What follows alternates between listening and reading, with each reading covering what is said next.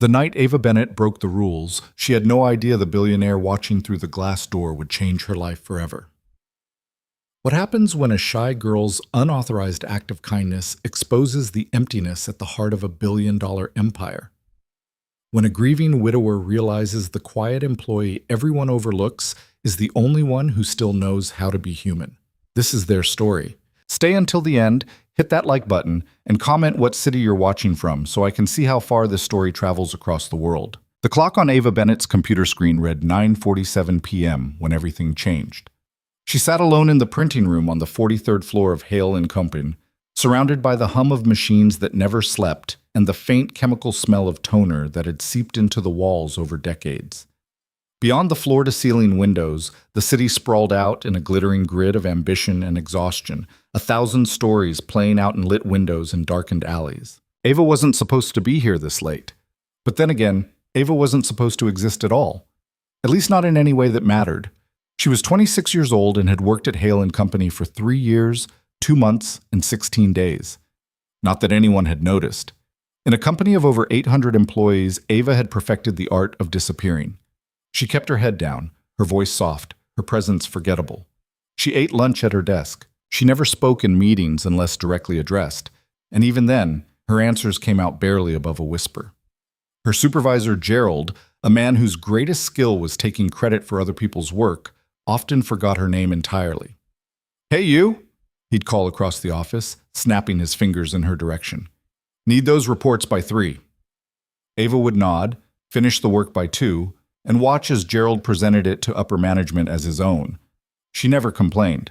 Complaining required being seen, and being seen meant being vulnerable, and Ava had learned a long time ago that vulnerability only led to pain.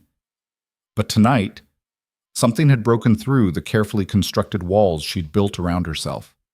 On her screen glowed an email draft, one she had written herself, bypassing the automated client communication system that Hale & Company had spent millions developing. The system was Lydia Cole's masterpiece, a perfectly calibrated algorithm that generated responses to client inquiries with inhuman efficiency.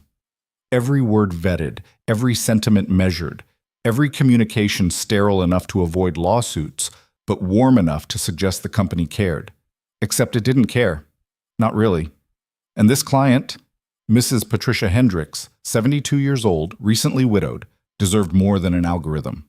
Ava had seen the file that afternoon. Mrs. Hendricks had been trying to access her late husband's pension documentation for weeks, caught in an endless loop of automated responses that promised assistance but delivered nothing but frustration. Her latest inquiry had come through flagged red in the system. High emotional distress, route to Standard Protocol 7. Standard Protocol 7 was a template, a very polite, very empty template that expressed sympathy while explaining, in carefully crafted legalese, why the delay wasn't the company's fault.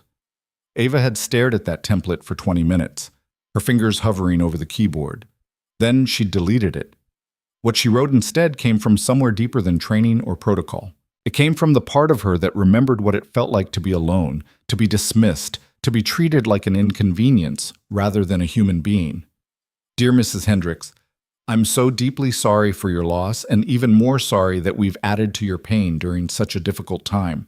You shouldn't have to fight for what's rightfully yours, especially not now. I've personally escalated your case to our senior processing team, and I'm going to make sure someone calls you tomorrow morning. Not an automated system, but a real person who will walk you through everything and get this resolved. Your husband's service and your family's trust in us matter. You matter. And I'm going to make sure you're taken care of. With sincere sympathy, Ava Bennett. She had included her direct phone extension. Another violation. Then she had pressed send. That was Tuesday. By Thursday night, the disciplinary notice had appeared on her screen like a guillotine blade suspended above her neck. Protocol Violation Report. Employee. Bennett, Ava. J. Infraction. Unauthorized client communication outside approved systems.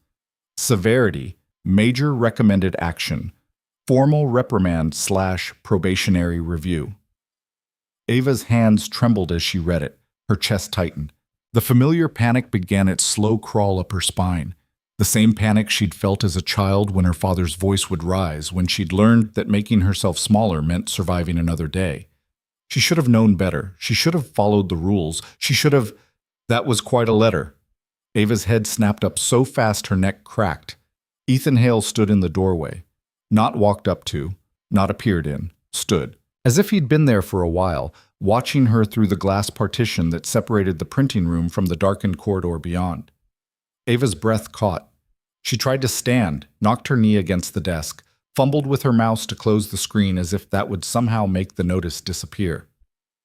"Mr. Hale, I'm sorry, I was just—" "Sit down, Miss Bennett." It wasn't a request. Ava sat, her heart hammering against her ribs like a trapped bird. Ethan Hale was 42 years old, though the last 5 years had carved lines into his face that made him look older.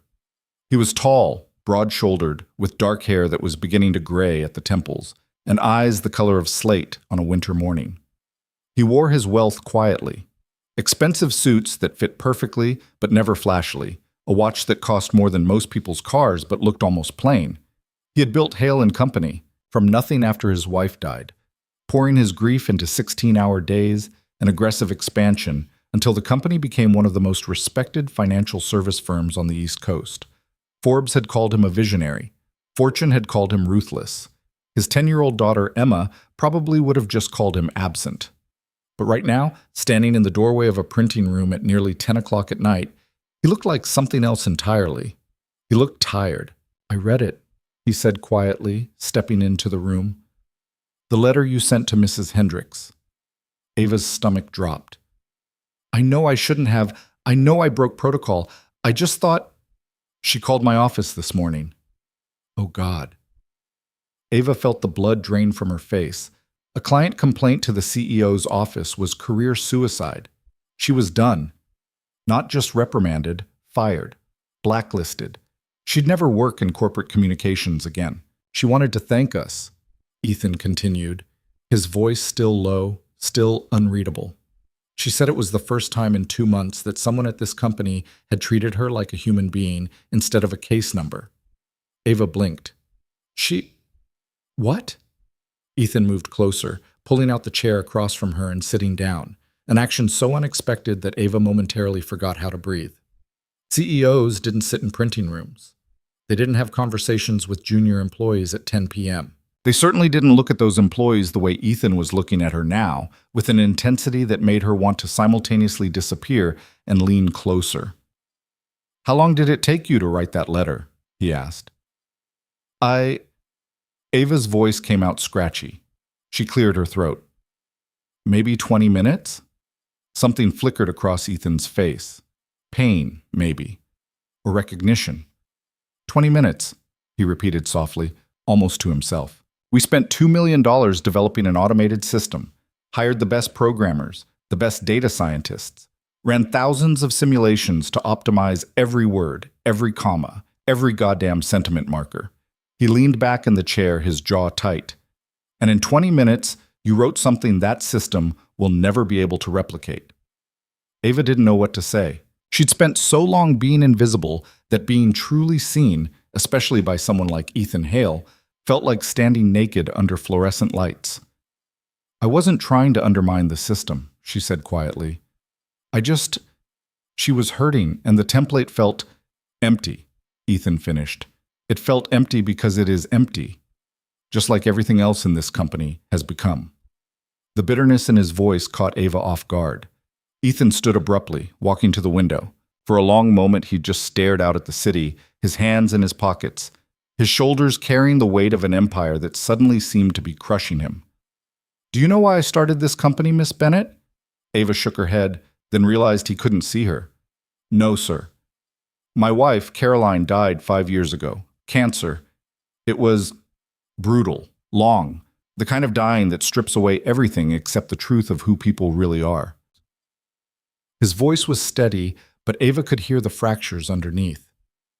"After she passed, I had to deal with her life insurance, her pension, her medical bills, and every single company I contacted treated me like an inconvenience, like my grief was an administrative problem to be processed and filed away.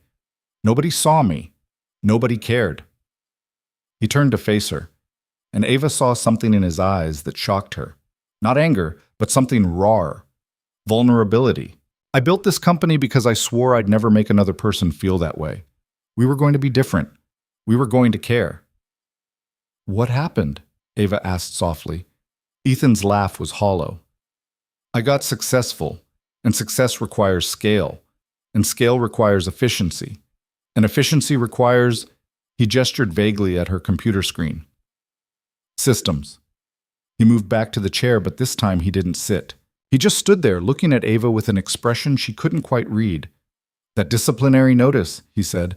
I'm going to kill it. Mr. Hale, and I'm going to give you a new assignment, off the books, just between us. Ava's heart was racing again, but for a different reason now. I want you to review our client communications, the sensitive ones, the ones where people are hurting, where they need more than a template. Before they go out, I want you to look at them, adjust them, make them, he paused, searching for the word, human. But the system, Lydia's system. Lydia works for me, Ethan said, his voice hardening. Not the other way around. She built something efficient. You're going to make it right. He pulled a keycard from his pocket and placed it on the desk. This gives you access to the executive communication portal. You'll work after hours when nobody's watching. Make changes as you see fit. I'll handle the rest. Ava stared at the keycard like it might explode. Why me? She whispered. Ethan looked at her for a long moment, and something in his expression softened. Because you're the only person in this building who still remembers what it feels like to be overlooked. And that's exactly the perspective we need. Then he was gone, his footsteps echoing down the corridor until they faded into silence. Ava sat alone in the printing room, the keycard gleaming under the fluorescent lights, her entire world tilted on its axis. She had spent years making herself invisible, and somehow the most powerful man in the building had seen her anyway. 6 weeks later, the changes started small. A word adjusted here, a sentence softened there. Ava worked late into the night, her fingers flying across the keyboard as she transformed sterile corporate communications into something that felt like it came from actual human beings who gave a damn. She didn't change everything. That would have been too obvious. Instead, she learned to read between the lines, to identify which clients needed warmth, which needed directness, which needed someone to simply acknowledge their pain without trying to fix it. Mrs. Hendricks wasn't the only one who noticed. A divorced father fighting for custody wrote back to thank the amazing person who had helped him understand his benefits package during the worst time of his life. A young widow struggling with her husband's sudden death told her friends that Hale & Company was the only company that had treated her like she mattered. A terminal cancer patient getting run around on his insurance claim received a message so compassionate that his daughter posted about it on social media, where it went viral. Client retention rates, which had been steadily declining, suddenly stabilized, then began to climb. Complaint calls to customer service dropped by 18%. And every piece of positive feedback, every grateful email, every 5-star review mentioned the same thing. Someone there actually cares. Ethan never mentioned their late-night conversation.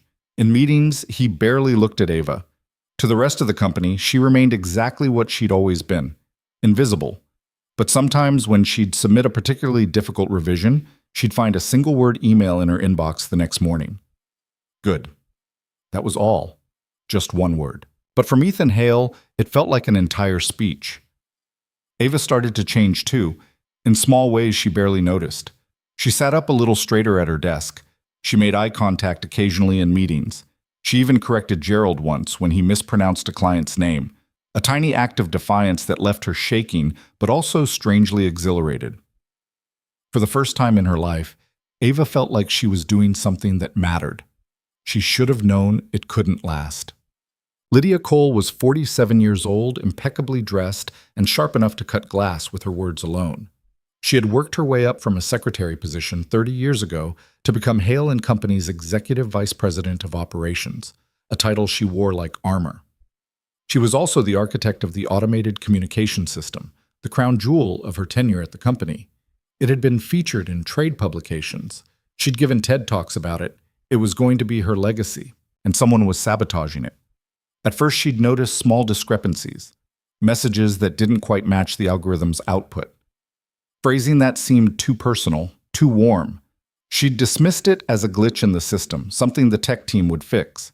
But then the metrics started shifting, client satisfaction rising in ways that didn't correlate with any changes she'd authorized. Feedback mentioning personal touches that the system wasn't designed to include. Lydia Cole hadn't gotten where she was by ignoring patterns, so she started digging. It took her 3 weeks to trace the changes back to a series of late-night access logs. Someone with executive portal credentials was editing messages after the system generated them. It took her another week to figure out whose credentials. Ethan's. Except Ethan Hale didn't edit client communications himself. He barely had time to read them, which meant he'd given someone else access. Lydia pulled the security footage from the 43rd floor for the past 6 weeks, watched the grainy black and white recordings of who came and went after hours. And there she was, over and over again. A nobody junior employee from Gerald's department, sitting in the printing room until midnight, her fingers flying across a laptop keyboard. Ava Bennett. Lydia sat back in her executive chair, a cold smile spreading across her face. She had built her career on making herself indispensable, on being the person who solved problems, who increased efficiency, who made the company run like a well-oiled machine. And this timid little mouse was threatening to make her look obsolete. That couldn't stand. The meeting request appeared in Ava's inbox on a Wednesday morning. Subject Q. 3. Client Communication Review Attendees. E. Hale, L. Cole, Management Team. Time, Friday, 2 p.m. Location, Executive Conference Room. Ava's stomach clenched. She'd never been invited to an executive-level meeting before, never even been on the same floor as one. She forwarded the email to Ethan's assistant, thinking it must be a mistake. The response came back within minutes. No mistake. Attendance mandatory. Friday arrived too quickly. Ava stood outside Executive Conference Room A at 1:58 p.m., her palms sweating, her carefully selected blazer suddenly feeling too tight. Through the glass walls, she could see the table already filling with senior management, people who made 6 or 7 figures, people whose decisions shaped entire departments. And at the head of the table, Lydia Cole, looking like a queen surveying her court. Ethan arrived at exactly 2 p.m., not looking at anyone as he took his seat. His face was unreadable. Ava slipped into the only empty chair at the very end of the table and tried to make herself as small as possible. "Let's begin," Lydia said, standing up with the confidence of someone who knew she controlled the room. "I've called this meeting to address a concerning pattern I've discovered in our client communications." She clicked a remote, and the screen behind her lit up with a series of email excerpts. Ava's emails. "Over the past 6 weeks," Lydia continued, her voice smooth as poison, "someone has been systematically altering messages generated by our approved communication system. These alterations bypass our legal review process, our quality control standards, and our data security protocols." She clicked again. More examples appeared, this time highlighted in red. "These unauthorized changes have introduced liability risks, inconsistent messaging, and most concerningly, emotional language that could be weaponized in potential litigation." Ava felt the eyes of the room turning toward her, not all at once, but gradually, like dominoes falling, as people connected the dots. "Miss Bennett," Lydia said, her smile razor thin, "would you care to explain why you've been accessing executive communication portals with credentials that were never officially issued to you?" The room went silent. Ava's throat closed. Her hands clenched under the table. Every instinct screamed at her to apologize, to make herself smaller, to disappear. But then she caught Ethan's eye. He was watching her with an expression she couldn't quite read, not encouraging, not discouraging, just waiting. Ava's voice came out barely above a whisper. She cleared her throat, tried again. "I was asked to review certain communications." "By whom?" Lydia's voice cracked like a whip. Ava looked at Ethan. He remained absolutely still, his face carved from stone. He wasn't going to save her. This was her choice. "By Mr. Hale," Ava said, her voice stronger now. Murmurs rippled around the table. Lydia's smile widened. "I see. And Mr. Hale authorized you to bypass all our established protocols? To make changes without oversight? To introduce language that could expose this company to lawsuits?" "The language wasn't meant to, but..." Let me show you what your compassionate editing actually accomplished, Lydia interrupted, clicking through to another slide. It was an email Ava had edited last week, a response to a client whose disability claim had been denied. You wrote, and I quote, "I'm fighting to get you the answers you deserve, even if it means pushing back against our own systems." Lydia let that hang in the air. That single sentence implies our internal processes are flawed. It suggests systemic problems. It could be used as evidence in a wrongful denial lawsuit, and you sent it without legal review because you were too busy being empathetic to consider the consequences. Ava felt sick. She hadn't thought about it that way. She just wanted to help. "How many other messages contain similar liabilities?" Lydia demanded. "How many other ticking time bombs has this unauthorized freelancing created?" Around the table, heads were shaking. People were whispering. Someone muttered, "Security breach." Ava's vision started to tunnel. This was it. She was done. Not just fired, humiliated, exposed as incompetent in front of the entire executive team. She started to stand, to excuse herself, to run. "Actually," a voice cut through the chaos, "I'd like to address that." Everyone turned. Ethan Hale was standing now, his hands flat on the table, his eyes locked on Lydia. "You asked how many ticking time bombs Miss Bennett created," he said quietly. "Let me answer that question with some data of my own." He nodded to his assistant, who quickly pulled up a new presentation. "In the 6 weeks since Miss Bennett began reviewing our communications, client retention has increased by 12%. Customer satisfaction scores are at a 5-year high. Complaint escalations have dropped by 19%. He clicked through the slides, each one showing upward trending graphs. "We've received more positive reviews in the last month and a half than in the entire previous quarter. 3 separate clients have referred new business, specifically citing the personal care they received. And most significantly," he paused, his eyes sweeping the room, "we haven't had a single lawsuit threat, not one. Despite Miss Bennett's supposedly liability-laden language, clients are happier than they've been in years." The room had gone completely silent. Ethan turned to Lydia, and for the first time, Ava saw something dangerous flash in his eyes. "You built a system that's efficient, Lydia. I'll give you that. It processes thousands of communications with minimal human oversight. It's fast. It's scalable. It's everything a modern corporation is supposed to want." He walked slowly around the table, his voice dropping lower. "But it's killing us, slowly, quietly. It's turning us into exactly the kind of company I swore we'd never become. The kind that treats people like case numbers. The kind that mistakes efficiency for excellence." He stopped directly across from Lydia. "Miss Bennett showed me something I'd forgotten, that 20 minutes of genuine human empathy is worth more than $2 million of algorithms. Because at the end of the day, we're not in the business of processing claims. We're in the business of helping people during the worst moments of their lives."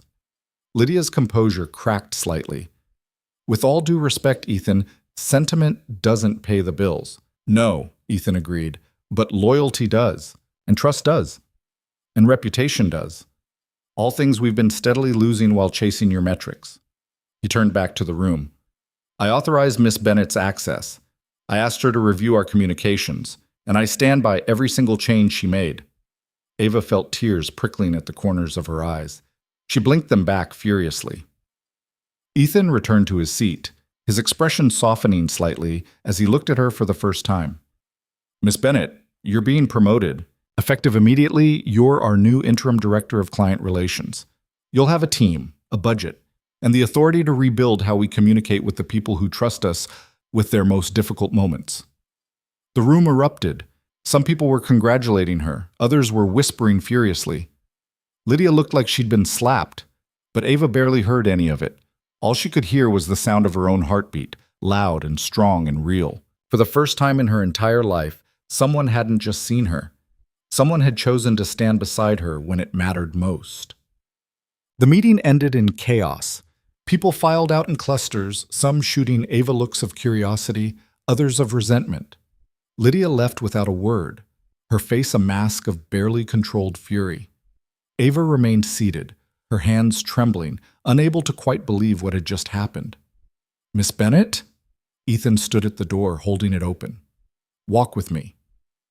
It wasn't a request. Ava followed him out into the corridor, past the executive offices with their floor-to-ceiling windows and modern art, past assistants who stared as they walked by. He led her to his private office, a massive space that somehow felt empty despite the expensive furniture and wall of accolades. A child's drawing was pinned to a corkboard behind his desk, bright crayon flowers signed Emma in careful letters. Ethan closed the door and turned to face her. "I should have done that weeks ago," he said quietly. "The moment Lydia started building her case against you. I knew what she was doing, and I let it happen because I wanted to see if you'd stand up for yourself." Ava felt a flash of anger cut through her shock. "You knew? You let her humiliate me in front of everyone. And you didn't back down," Ethan interrupted. "You could have. You could have apologized, blamed me, thrown yourself on the mercy of the room. That's what the old Ava would have done." He stepped closer. "But you didn't. You stood there and owned it. Do you know why that matters?" Ava shook her head, not trusting her voice. "Because the person I need to rebuild client relations can't be someone who folds under pressure. Can't be someone who apologizes for doing the right thing. I needed to know you had a spine. And now I do." "That's a hell of a test," Ava said, her voice shaking with residual adrenaline. "Yes," Ethan agreed. "It was. And I'm sorry, but I'm not sorry for what came out of it." He moved to the window, his back to her. "I meant what I said in there. About forgetting why I started this company. After Caroline died, I threw myself into work because it was the only thing that made sense. Numbers, growth, success. Things I could control." His reflection in the glass looked haunted. "But somewhere along the way, I stopped building a company and started building a machine. And I didn't even notice until you sent that letter to Mrs. Hendricks." He turned back to her.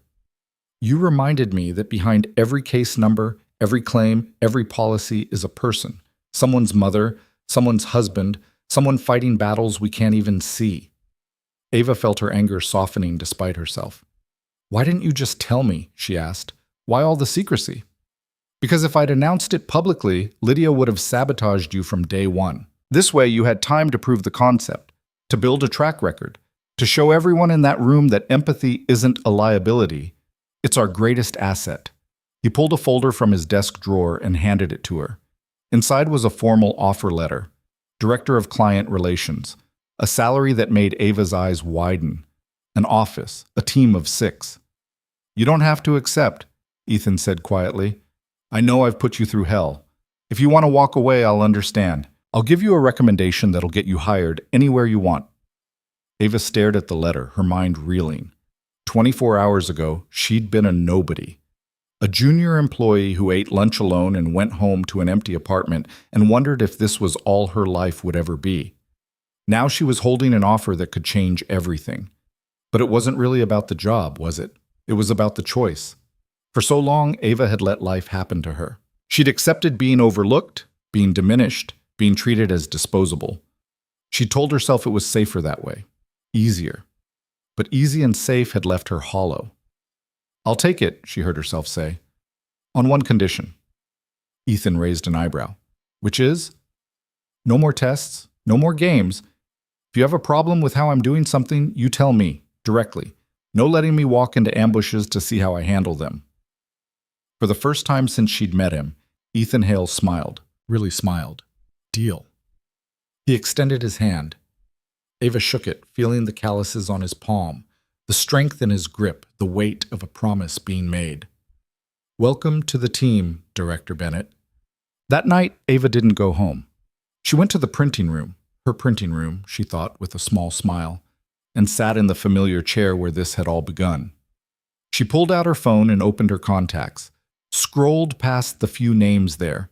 Her distant mother, a couple of college friends she hadn't spoken to in years, her ex-boyfriend Marcus, who she kept meaning to delete. Marcus. God, she hadn't thought about him in months. They'd dated for 2 years. He'd seemed perfect at first. Charming, successful, attentive. But slowly, subtly, he'd started to chip away at her, criticizing her job, her clothes, her ambitions, making her feel small. When she'd finally found the courage to suggest therapy, to try to save what they had, he'd looked at her like she was being dramatic. "You're too sensitive, Ava. That's your problem. You take everything so personally." A month later, he'd left her for someone more easygoing. Ava had blamed herself, thought maybe he was right. Maybe she was too much, or not enough, or fundamentally broken in some way. But sitting here now, in this room where Ethan Hale had seen her, really seen her, she realized something. Marcus had been wrong. Her sensitivity wasn't a flaw. It was her superpower. It was what let her read between the lines of a grieving widow's email and understand what she really needed. What let her find the exact right words to help a scared father feel less alone. What made her good at this job that she'd never asked for but somehow desperately wanted. She wasn't too much. She was exactly enough. Ava deleted Marcus's number from her phone. Then she opened her laptop and got to work. 3 weeks later, the client relations department had tripled in size. Ava now had an actual office, small but hers, with a window that looked out over the city and a nameplate on the door that still made her do a double take every time she saw it. Ava Bennett, Director of Client Relations. Her team consisted of 6 people, all hand-picked. Not the most experienced, not the most polished, but the ones who cared. The ones who still remembered what it felt like to be on the other side of a corporate phone call, helpless and frustrated and desperately hoping someone would just listen.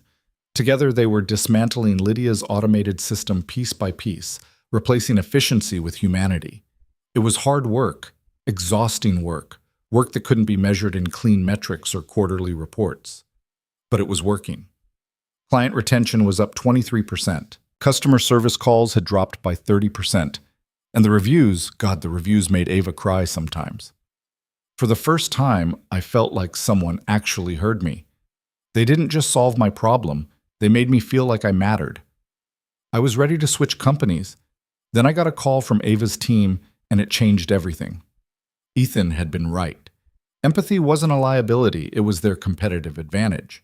But success came with complications. Lydia Cole was still at the company, still technically Ava's superior in the org chart, and she hadn't forgotten the humiliation of that conference room meeting. She'd started a quiet campaign of resistance, delaying budget approvals for Ava's department, raising concerns about consistency and scalability in board meetings, planting seeds of doubt with subtle precision. Ava could feel the pressure building, could sense the tension in the executive corridors when she walked by. One evening, working late as usual, she heard a knock on her office door.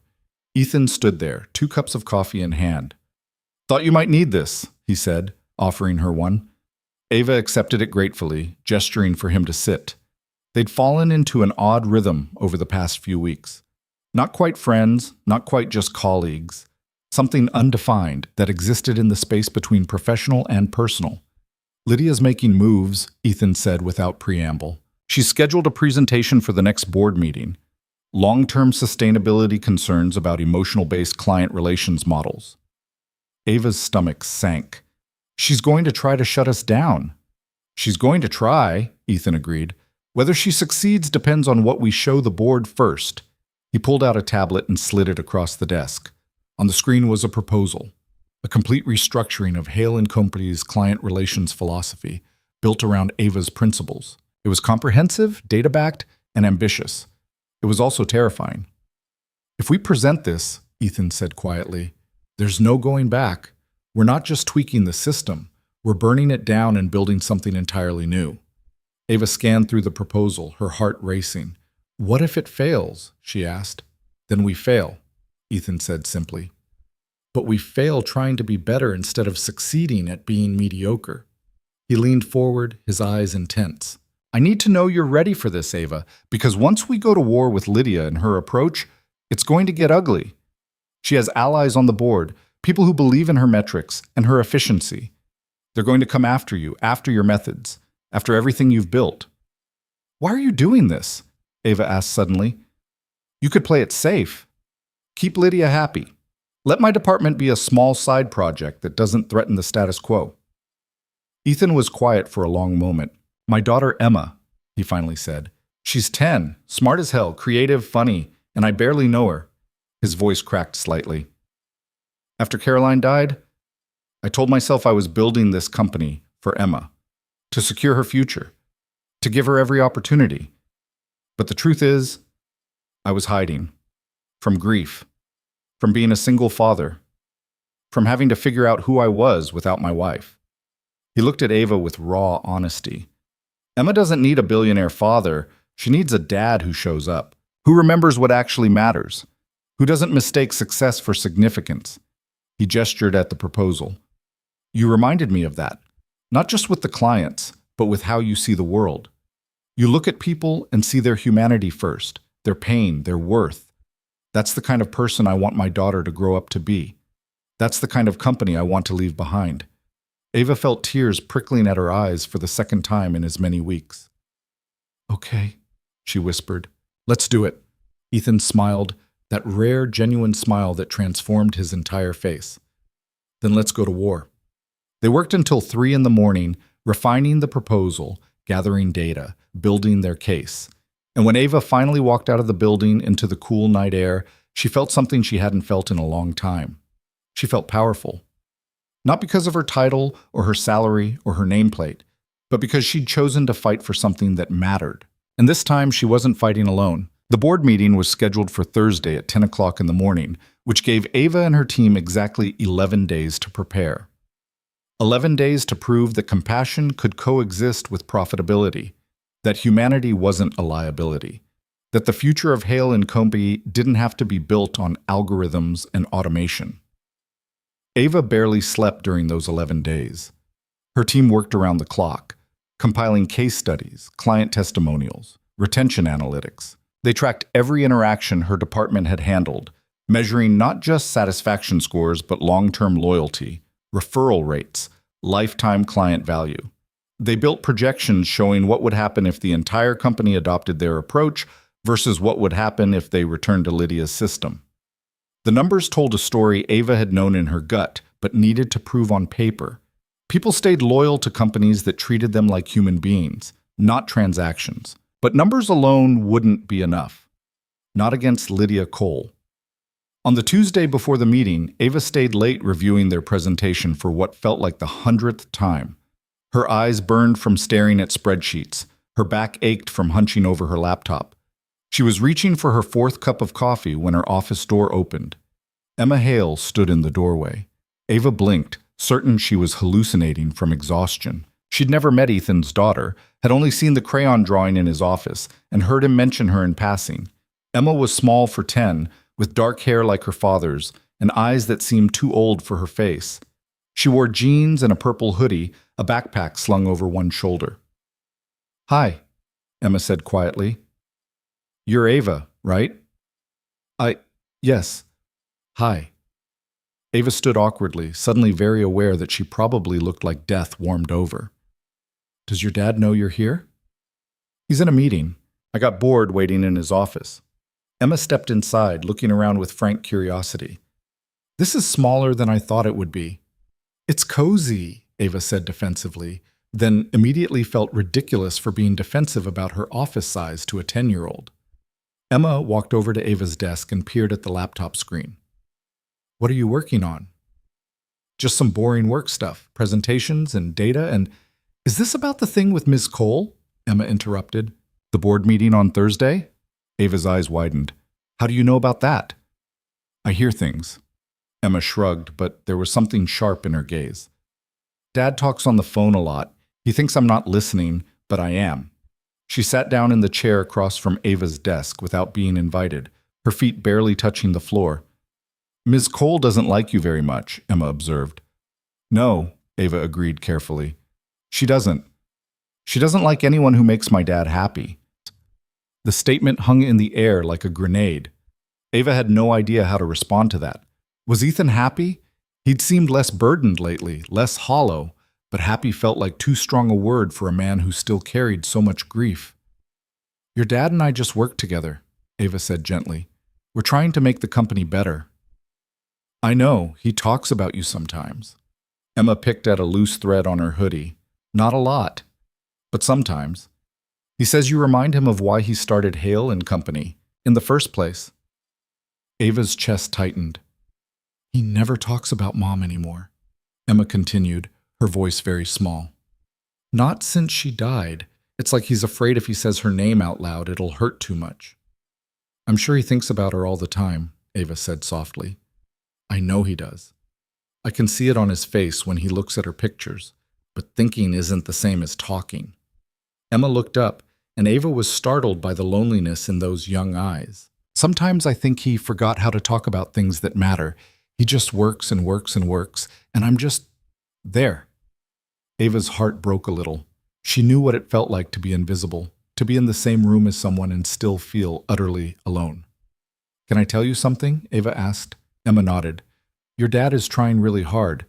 He might not always know how to show it, but everything he's doing, the long hours, the stress, all of it, he's doing because he loves you. He wants to build something that'll take care of you. I don't need him to build anything, Emma whispered. I just need him to come to my school play, or remember what grade I'm in, or ask me about my day without checking his phone. Before Ava could respond, the office door opened again. Ethan stood there, his expression shifting from confusion to concern when he saw Emma. Em? What are you doing in here? I told you to stay in my office. I got bored, Emma said, her earlier vulnerability vanishing behind a wall of practiced indifference. You were on the phone forever. That doesn't mean you wander around bothering people. Ethan's voice had that edge of parental frustration mixed with exhaustion. Miss Bennett is busy. She wasn't bothered, Emma said, standing up. We were just talking. She grabbed her backpack and walked past her father without looking at him. Ethan watched her go, something painful flickering across his face. I'm sorry about that, he said to Ava. She's usually better behaved. She wasn't misbehaving, Ava said quietly. She was just being a kid who wants her dad's attention. Ethan stiffened. I give her plenty of attention. Do you? The question came out before Ava could stop it. She expected Ethan to get angry, to shut down, to remind her that his relationship with his daughter was none of her business. Instead, he just looked tired. I don't know how to do this, he said finally. Be a CEO and a single father. Be present for her when my head is always somewhere else. Caroline was the one who was good at this stuff. She knew what to say, how to connect. I'm just fumbling through it. He ran a hand through his hair, a gesture of defeat Ava had never seen from him. Emma asked me yesterday what her mother's favorite song was, and I couldn't remember. 5 years, and I've already forgotten Caroline's favorite song. What kind of husband does that? What kind of father lets his daughter grow up without those memories? Ava stood up and walked around her desk until she was standing in front of him. The kind who's been in so much pain that he buried the memories to survive, she said gently. But Emma's right, you know. She doesn't need you to remember everything perfectly. She just needs you to try, to show up, to ask about her day, and actually listen to the answer. Ethan looked at her for a long moment, and Ava saw something shift in his expression. When did you get so wise? He asked, almost smiling. I'm not wise. I just know what it feels like to be overlooked by the people who are supposed to see you. The words hung between them, heavy with implication. Ethan took a step closer. They were standing very close now, close enough that Ava could see the flecks of blue in his gray eyes, could smell the faint scent of his cologne mixed with coffee. You're not overlooked anymore, he said quietly. No, Ava agreed, her heart beating faster. Not by you. For a moment she thought he might kiss her. The air between them felt electric, charged with possibility and longing and all the things neither of them had been brave enough to say out loud. But then Ethan stepped back, breaking the spell. I should go. Emma's probably halfway to the parking garage by now. He paused at the door. Thank you, Ava, for talking to her, for understanding. Any time, Ava said, trying to keep her voice steady. After he left, she sat back down at her desk and stared at her presentation without really seeing it. Something had shifted between them tonight, something that went beyond work, beyond professional respect, beyond the careful boundaries they'd maintained, and Ava had no idea what to do about it. The morning of the board meeting arrived with unseasonable rain, the kind of gray, relentless downpour that made the entire city look like it was drowning. Ava stood in front of her bathroom mirror at 6:30 in the morning, trying to decide between her navy suit and her charcoal one. Both were conservative, professional, forgettable. The armor of invisibility she'd worn for so many years. She chose neither. Instead, she pulled out a burgundy dress she'd bought on impulse 6 months ago and never worn. It was still professional, but it had clean lines, a confident cut. It was the kind of dress you wore when you wanted to be seen.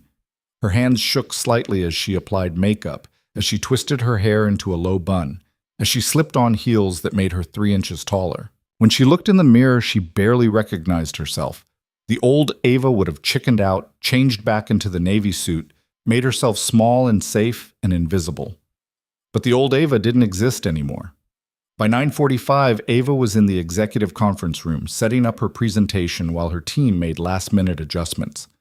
The room was enormous, with a table that could seat 30 and windows that overlooked the rain-soaked city. Board members began filtering in at 9:50.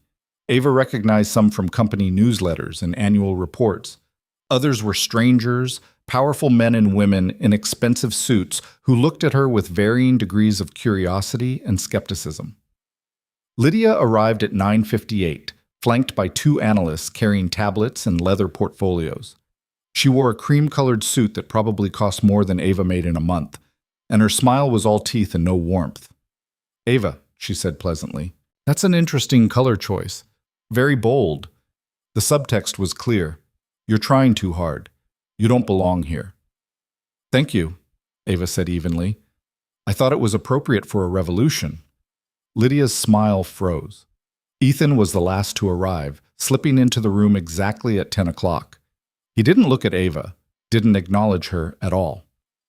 Back to being the CEO, cool and distant and unreadable. The board chairman, a silver-haired man named Richard Vance, called the meeting to order. "We have two presentations this morning regarding the future of client relations at Hale & Company," he announced. "Ms. Cole will present first, followed by Miss Bennett. Each presentation will be 20 minutes, followed by a Q&A session. Ms. Cole, the floor is yours." Lydia stood with the confidence of someone who'd never doubted her own brilliance. Her presentation was flawless. Slick graphics, compelling data, a narrative that painted her automated system as the inevitable future of modern business. She talked about efficiency metrics, cost reduction, scalability. She showed projections of what the company could save by reducing redundant human oversight in client communications. "The data is clear," Lydia concluded. "Emotional-based client relations, while well-intentioned, are simply not sustainable at scale. They require too many resources, introduce too much variability, and ultimately cost more than they generate. The future belongs to intelligent systems that can deliver consistent, legally compliant, efficient service." She clicked to her final slide, a graph showing projected savings of over $3 million annually if they eliminated Ava's department and returned to full automation. The board members nodded, murmuring appreciatively. A few took notes. Richard Vance looked impressed. Ava felt her stomach drop. How was she supposed to compete with that? Lydia had just made eliminating Ava's entire department sound like not just the smart choice, but the only choice. "Thank you, Ms. Cole," Richard said. "Very thorough. Miss Bennett, you're up." Ava stood on legs that felt like water. She walked to the front of the room, connected her laptop, and pulled up her first slide. Then she paused. All her carefully prepared talking points, all her data and projections and case studies suddenly felt hollow. Lydia had already won on the numbers. Trying to out-metric her was a losing battle. Ava needed to do something different. "My name is Ava Bennett," she began, her voice quieter than she'd intended. She cleared her throat, started again. 3 months ago, I was nobody. A junior employee in a printing room that most of you didn't know existed. I was so forgettable that my own supervisor couldn't remember my name." She clicked to the next slide. Not a graph, a photograph. Mrs. Patricia Hendricks smiling at the camera, holding a framed photo of her late husband. "This is Patricia Hendricks, 72 years old, widowed after 48 years of marriage. When her husband died, she spent 6 weeks trying to access his pension information through our automated system. 6 weeks of phone trees and template emails and algorithmic responses that were efficient, compliant, and utterly useless." Ava clicked again. Another photo. A man in his 30s, tired eyes, genuine smile. "This is David Chen, divorced father of 2 fighting for custody while trying to understand his benefits package during the worst time of his life. Our system sent him standard protocol responses that were legally correct and emotionally bankrupt." Another click. A woman with kind eyes and gray hair. Margaret Olson, terminal cancer diagnosis, trying to set up her life insurance so her grandchildren would be taken care of. Our system processed her requests with perfect efficiency while she slowly died, terrified and alone. The room had gone very quiet. "Ms. Cole is right about one thing. Ava continued. Emotional-based client relations don't scale well. They require time, attention, genuine human connection. They're messy and unpredictable and impossible to reduce to an algorithm. She clicked to her next slide, the client retention graph, but presented differently than in her practice presentation. But here's what she didn't tell you. In the 3 months since my department began handling sensitive client communications with actual empathy, we've seen a 27% increase in client retention. Not satisfaction scores, not survey responses, actual retention. People staying with us instead of going to competitors. Another click. Financial projections. Ms. Cole showed you that we could save $3 million by eliminating my department. What she didn't show you is that we stand to lose $12 million in recurring revenue from client attrition if we go back to full automation. The average lifetime value of a retained client is $43,000. We're not just keeping them happy. We're keeping them, period. The board members were leaning forward now, paying attention. But beyond the numbers, Ava said, her voice strengthening, there's something else at stake here. Something that can't be measured in quarterly reports or efficiency metrics. She clicked to a new slide. A quote, simple white text on a dark background. A company without empathy is just a machine pretending to care. That's what we've become, Ava said quietly. A machine. Oh, we're a very efficient machine, a very profitable machine. But somewhere along the way, we forgot that we're in the business of helping people during the most vulnerable moments of their lives. Death, illness, divorce, disability. These aren't transactions to be processed. They're human experiences that deserve human responses. She looked directly at Ethan for the first time. He was watching her intently, his expression unreadable. Mr. Hale founded this company because he experienced firsthand how cruel efficient systems can be to grieving people. He wanted to build something different, something better. Somewhere along the way, we lost that vision. We prioritized scale over soul, efficiency over empathy. Ava clicked to her final slide. It was simple, just 5 words. What do we want to be? That's the real question this board has to answer today, Ava said. Not whether my approach is more efficient than Ms. Cole's. It isn't. Not whether automation can save us money. It can. The question is, what kind of company do we want to be? Do we want to be the most efficient processor of human suffering, or do we want to be the company that actually gives a damn? She closed her laptop. Ms. Cole can show you how to build a perfect machine. I can only show you how to build something human. The choice is yours. She sat down, her heart pounding so hard she was certain everyone in the room could hear it. For a long moment, nobody spoke. Then Richard Vance leaned forward. Miss Bennett, your retention numbers are impressive. But how do you propose to scale this model across 800 employees and hundreds of thousands of client interactions? Ms. Cole's system can handle volume. Can yours? No, Ava admitted. Not the way it exists now, but that's because we're thinking about it wrong. We don't need to replace Ms. Cole's system entirely. We need to augment it. Use automation for routine inquiries, but flag sensitive situations for human review. Train teams across the company in empathetic communication. Build a hybrid model that combines efficiency with humanity. That would require significant training resources, one of the board members pointed out. Ongoing costs that automation eliminates. It would, Ava agreed. But consider the alternative. In 5 years, when every other company in our industry has automated everything, when clients can't tell one company from another because they're all running the same algorithms, what will differentiate us? The only sustainable competitive advantage left will be genuine human connection. We can build that advantage now, or we can wait until we've lost so much market share that we're desperate to get it back. Another board member, a woman named Patricia Joe, spoke up. You mentioned a hybrid model. What would that look like specifically? Ava pulled out a document she'd prepared but hadn't planned to share unless asked. I've outlined a 3-phase implementation plan. Phase 1 focuses on identifying high-sensitivity situations through keyword analysis and emotional markers in client communications. Phase 2 involves training departmental liaisons in empathetic response protocols. Phase 3 expands the model company-wide while maintaining automated systems for routine interactions. She passed copies around the table. The board members began reading, some nodding, others frowning. Lydia stood abruptly. With all due respect, this is feel-good rhetoric masquerading as business strategy. Miss Bennett has been in a leadership position for less than 3 months. She's showing you correlation and calling it causation. There's no proof her department's touchy-feely approach is actually driving retention. Market conditions, competitor missteps, seasonal variations, any of these could explain the numbers she's presenting. That's a fair point, Richard acknowledged. Miss Bennett, how do you respond? Ava met Lydia's eyes. You're right. 3 months isn't a long-term study, but we have something better than time. We have testimony. She pulled out her phone and connected it to the presentation system. A video began playing. It was Mrs. Patricia Hendricks sitting in her living room looking directly at the camera. My name is Patricia Hendricks, she said. After my husband died, I needed help from Hale and Company. I'd been calling for weeks, getting nowhere, feeling like I was just a number in a system that didn't care if I lived or died. Then I got an email from a young woman named Ava Bennett. Patricia's voice wavered slightly. She didn't just process my request. She saw me. She understood that I wasn't just trying to access a pension. I was trying to hold on to the last pieces of my life with Robert. She treated me like a human being. And because of that, I'll never take my business anywhere else.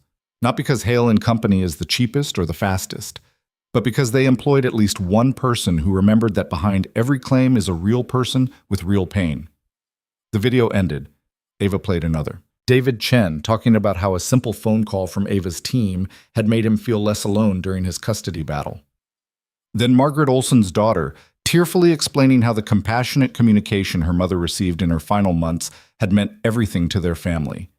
By the time the fourth video finished, several board members were visibly moved.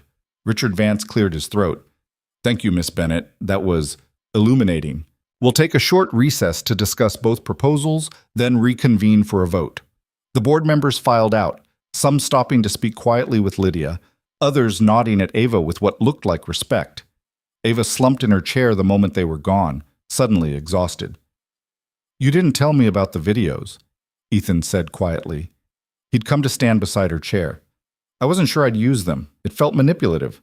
It was brilliant, he corrected. Lydia came prepared for a data fight. You gave them something data can't touch. Do you think it was enough? Ethan was quiet for a moment. I honestly don't know. The board tends to be conservative, risk-averse. Lydia's proposal is safer, more predictable. Yours requires faith that something intangible will generate tangible results. So we're screwed. Maybe. He sat down beside her. Or maybe you just reminded them why they joined this company in the first place. Not everyone here is just chasing profits, Ava. Some of them still believe in building something that matters. They sat in silence, waiting. 20 minutes later, the board members returned. Their expressions were unreadable. Richard Vance took his seat at the head of the table. We've had a thorough discussion about both proposals. I'll be frank. This was not an easy decision. Both approaches have merit. Both presenters made compelling cases. Ava held her breath. However, Richard continued, after careful consideration, the board has decided to move forward with a modified version of Miss Bennett's hybrid model to be implemented over an 18-month trial period. Ms. Cole will retain oversight of automated systems for routine communications, while Miss Bennett's department will expand to handle all high-sensitivity client interactions. The two departments will work collaboratively to develop the integration protocols Miss Bennett outlined. Ava's heart stopped, then started again, twice as fast. She'd won, but Richard wasn't finished. This decision comes with conditions. Miss Bennett, you'll be expected to meet quarterly benchmarks for both retention and cost management. If the model doesn't prove financially viable within 18 months, we'll revisit full automation. Additionally, you'll be required to work directly with Ms. Cole to ensure smooth integration. We're not dismantling what she's built, we're evolving it. Ava glanced at Lydia, whose expression could have frozen lava.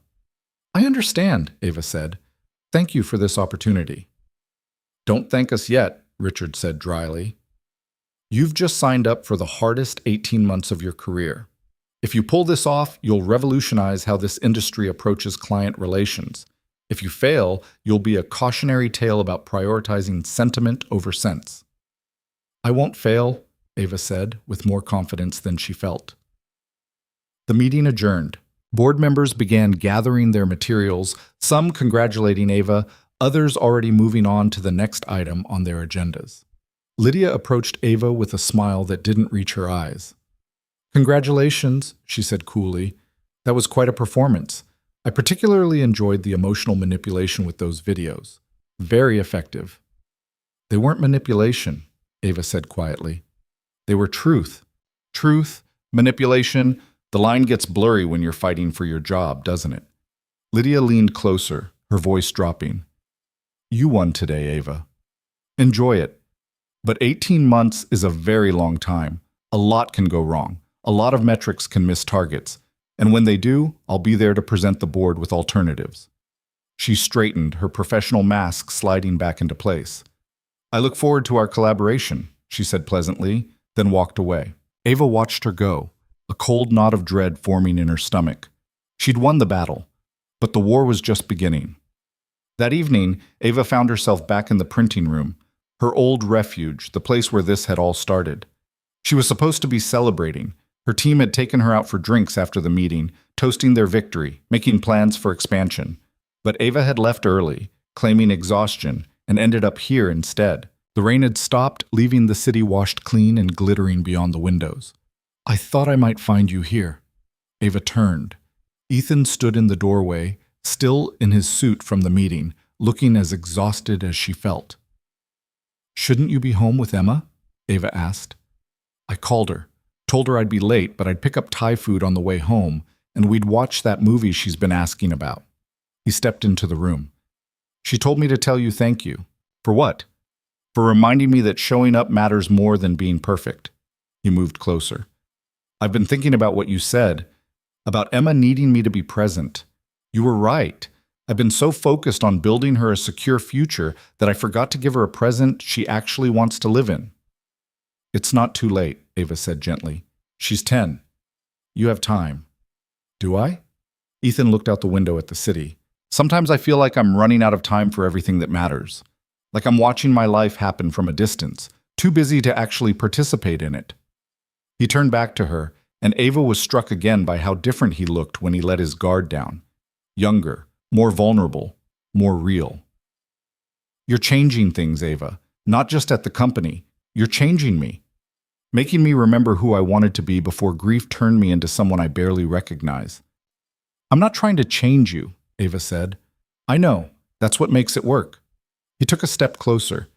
"You just exist in the world with this quiet certainty that people matter more than systems, that vulnerability isn't weakness, that caring doesn't make you foolish, it makes you human." They were standing very close now, the same charged space they'd occupied before, when Emma had interrupted them. This time, nobody interrupted. "Ava," Ethan said quietly, "I need to tell you something." Her heart was hammering. "Okay. Us, working together, what we're building, it's important to me. More important than I've let myself admit. But I need you to understand something. I'm not good at this. At being open. At letting people in. Caroline used to say I had walls so high even I couldn't see over them anymore." "Walls can be climbed," Ava said softly. "Can they?" Ethan looked at her with such raw honesty that it hurt. "Or do they just keep you trapped on the wrong side of your own life?" Ava reached out and took his hand. It was a small gesture, barely intimate, but it felt enormous. "You're not trapped," she said. "You're just scared. There's a difference." Ethan looked down at their joined hands, then back up at her face. "What if I hurt you?" he asked. "What if I get this wrong, like I get everything else wrong? What if I'm too broken to be what you need?" "What if you're not?" Ava countered. "What if you're exactly as broken as you need to be to understand what I've been through? What if our scars line up in all the right ways?" For a long moment, Ethan just looked at her. Then, slowly, carefully, like he was learning a language he'd forgotten, he lifted his free hand and touched her face. "I don't want to lose this," he whispered. "Whatever this is. I don't want to be the CEO who makes another mistake and hurts the one person who saw through all the bullshit." "Then don't," Ava said simply. "Don't make it complicated. Just show up. Be honest. Choose to be here with me in this moment, and we'll figure out the rest as we go." Ethan smiled, that rare, genuine smile that transformed his entire face. "When did you get so brave?" he asked. "The night you saw me in this room and didn't look away," Ava answered. and then he kissed her. It was gentle and tentative and perfect, a question and an answer all at once. Ava's eyes closed, her hand tightened on his, and for the first time in longer than she could remember, she felt completely, utterly seen. When they finally pulled apart, Ethan rested his forehead against hers. "This is probably a terrible idea," he murmured. "Probably," Ava agreed. "HR is going to have a field day." "Undoubtedly." "Lydia's going to use it against us." "Almost certainly. Should we stop?" Ava pulled back enough to look him in the eyes. "Do you want to?" Ethan's answer was to kiss her again, deeper this time, his hand sliding into her hair, pulling her closer. When they finally broke apart, both breathing harder, Ethan laughed softly. "I'm going to be late picking up Emma." "Go," Ava said, even though she didn't want him to leave. "Be her dad. Show up." "Tomorrow," Ethan said. "We figure out how to make this work. The company, us, all of it." "Tomorrow," Ava agreed. She watched him leave, then stood alone in the printing room where her life had changed 3 months ago. She'd come to this building as a ghost, invisible and afraid. Now she was solid, real, seen, and terrified. Because having something worth losing meant you could lose it. And Ava had spent so much of her life protecting herself from loss that choosing vulnerability felt like stepping off a cliff. But maybe, she thought, looking out at the glittering city, that's what courage actually was. Not the absence of fear, but the choice to jump anyway. She picked up her bag and headed for the elevator, ready to fall. The next 3 months moved like a freight train with failing brakes, fast, loud, and impossible to stop. Ava's department expanded from 6 people to 23. They took over an entire floor, transforming what had been storage space into an open-concept workspace designed around collaboration rather than hierarchy. The walls were glass instead of drywall, the furniture modular instead of fixed. It looked nothing like the rest of Hale & Company, and that was exactly the point. They were building something different. The hybrid model rollout began in phases, just as Ava had outlined. Her team developed sensitivity algorithms that flagged client communications containing markers of distress, words like funeral, divorce, terminal, custody. Those messages were routed to human reviewers who could craft responses that balanced legal compliance with genuine empathy. The automated system handled everything else, exactly as Lydia had designed it. In theory, it should have been seamless. In practice, it was warfare. Lydia fought them at every step. Budget requests took weeks to approve instead of days. Technical resources were mysteriously unavailable. Training sessions for departmental liaisons kept getting rescheduled due to conflicts that didn't actually exist. It was death by 1,000 cuts, each one small enough to be deniable but collectively devastating. Ava's team worked 16-hour days trying to compensate. They built workarounds for the resources Lydia withheld. They ran training sessions during lunch breaks and after hours. They proved their value one client interaction at a time, knowing that a single major failure would give the board exactly the excuse they needed to shut the whole experiment down. The pressure was crushing, and through it all, Ava and Ethan were trying to navigate whatever they'd started in that printing room, which turned out to be exponentially more complicated than either of them had anticipated. They kept it quiet at first. No public acknowledgement, no change in how they interacted during business hours. Ethan remained the distant CEO in meetings, his face unreadable, his comments carefully professional. Ava matched his formality, never letting on that they'd spent the previous night having dinner at his house, while Emma showed her the elaborate fantasy world she'd built in Minecraft. But people noticed anyway. The way Ethan's eyes would find Ava across a crowded room, the way her voice softened when she spoke to him, the way they both seemed lighter, more present, less weighed down by their respective burdens. The rumors started small, whispers in break rooms, speculation over coffee. Then they grew teeth. Someone anonymously reported a potential ethics violation to HR, claiming that Ava's promotion had been based on personal favoritism rather than merit. The complaint was investigated and dismissed, but the damage was done. Now there was a paper trail, a permanent record of suspicion. Lydia, of course, expressed her deep concern about the appearance of impropriety during a management meeting, her voice dripping with false sympathy. "I'm sure there's nothing inappropriate happening," she'd said, "but we have to consider how this looks to other employees. If people believe that personal relationships with executives lead to advancement, it undermines the entire merit-based culture we've worked so hard to build. Ethan had responded with icy precision. Miss Bennett's promotion was based on measurable results and unanimous board approval. If anyone has evidence to the contrary, they're welcome to present it. Otherwise, I suggest we focus on actual business rather than gossip. But the seed was planted, and everyone in the room knew it. Ava tried not to let it bother her. She had work to do, metrics to hit, a revolution to prove viable. What people whispered behind her back didn't matter as long as her results spoke for themselves. Except it did matter. It mattered when she walked into a room and conversation stopped. It mattered when colleagues who used to smile at her in the hallway suddenly found reasons to look away. It mattered when she overheard someone in the bathroom saying that she'd slept her way into a promotion. That night, Ava sat in Ethan's office after everyone else had gone home, staring at the city lights beyond the windows. "Maybe we should stop," she said quietly. Ethan looked up from his laptop. "Stop what?" "This. Us. Whatever we're doing." Ava gestured vaguely between them. "It's complicating everything, giving Lydia ammunition, making people question whether I actually earned my position." Ethan closed his laptop and came around the desk to sit beside her on the small sofa against the wall. "Did you earn your position?" he asked. "You know I did." "Then why does it matter what anyone else thinks?" "Because I have to work with these people," Ava said, her frustration bleeding through. "I have to lead a team that's already under constant scrutiny. Every time someone questions my competence, it undermines my authority. And every day we keep seeing each other, we give them more reasons to doubt me." Ethan was quiet for a long moment, his jaw tight. "So we hide," he said finally. "We pretend we don't care about each other. We go back to being CEO and department head, nothing more. We sacrifice something real to satisfy people who are looking for reasons to tear you down anyway. It's not about satisfying them. It's about protecting what we're building, the department, the model, everything we've fought for." Ava turned to face him. "If we fail, it's not just us who lose. It's everyone who believes that empathy has a place in business. Every client who needs more than a template. Every employee on my team who left stable positions to bet on this vision."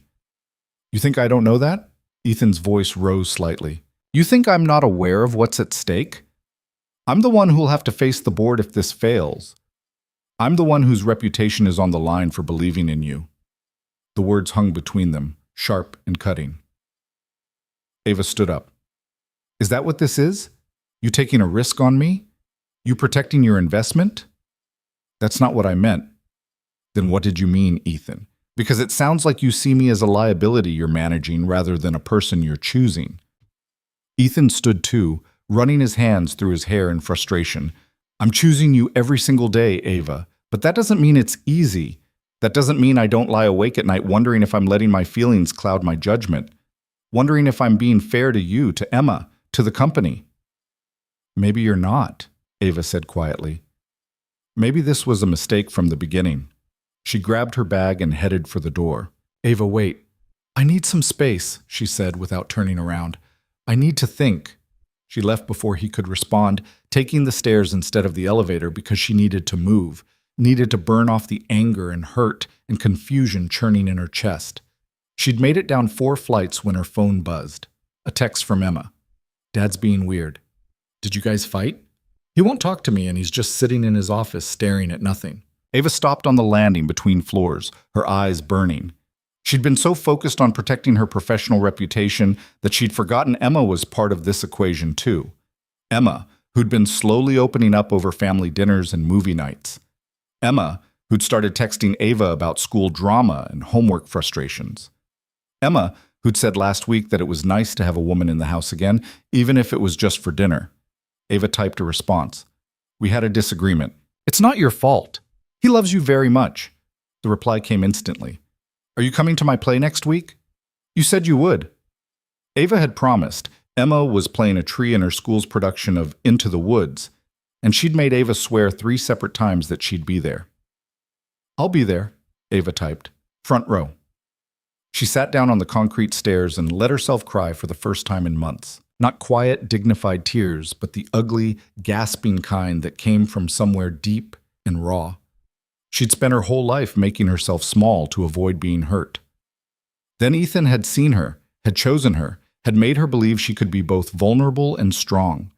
Now she was terrified that everything she'd built, her career, her confidence, her fragile hope that she deserved good things, was about to crumble because she'd been foolish enough to fall in love. The quarterly review meeting was scheduled for the following Tuesday at 9 in the morning. Ava had 3 months of data to present. 3 months of proving that empathy could coexist with profitability. 3 months that would determine whether her department survived or became a cautionary tale. She prepared obsessively, running projections, stress testing her assumptions, anticipating every possible objection. Her team worked alongside her, pulling together case studies and client testimonials and financial models that showed not just correlation, but causation. They had the numbers. Client retention was up 31% in segments handled by her team versus those still fully automated. Customer satisfaction scores had climbed to unprecedented levels. The cost per interaction was higher, yes, but the lifetime value of retained clients more than offset the increased expense. On paper, they were winning, but Ava couldn't shake the feeling that Lydia had something planned, some trap she hadn't seen, some angle she'd failed to consider. She was right. The meeting started normally enough. Richard Vance welcomed everyone, noted the importance of the quarterly review, turned the floor over to Ava. She presented her findings with the same passion she'd brought to the board meeting 3 months earlier. The data was even stronger now, the testimonials even more compelling. Several board members nodded approvingly as she walked through her slides. Then Lydia raised her hand. "I have some concerns I'd like to address," she said pleasantly. Richard gestured for her to continue. Lydia stood, pulling up her own presentation on the screen. "While Miss Bennett's retention numbers are impressive, I've been conducting my own analysis of her department's operations. What I found is troubling." The first slide showed a list of client communications, each highlighted in red. These are examples of messages sent by Miss Bennett's team that contain language that could be legally problematic. Phrases like, "We failed you," "This is our fault," "We should have done better." In each case, the employee is accepting liability on behalf of the company without authorization from our legal department. Ava's stomach dropped.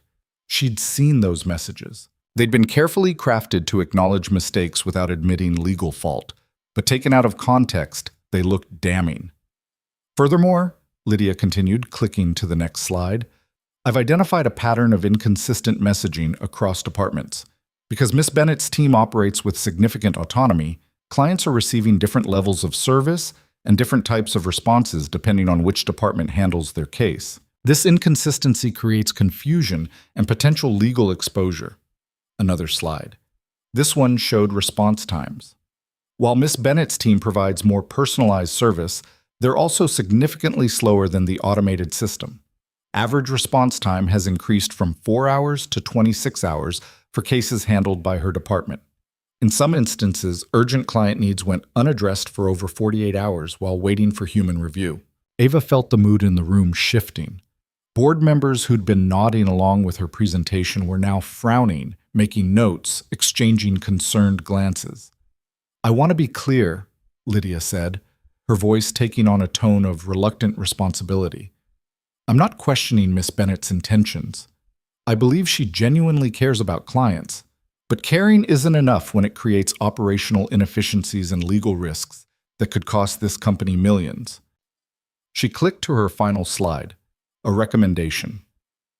"I propose we maintain Miss Bennett's department as a small specialized unit for truly exceptional cases, while returning the majority of client communications to the proven automated system.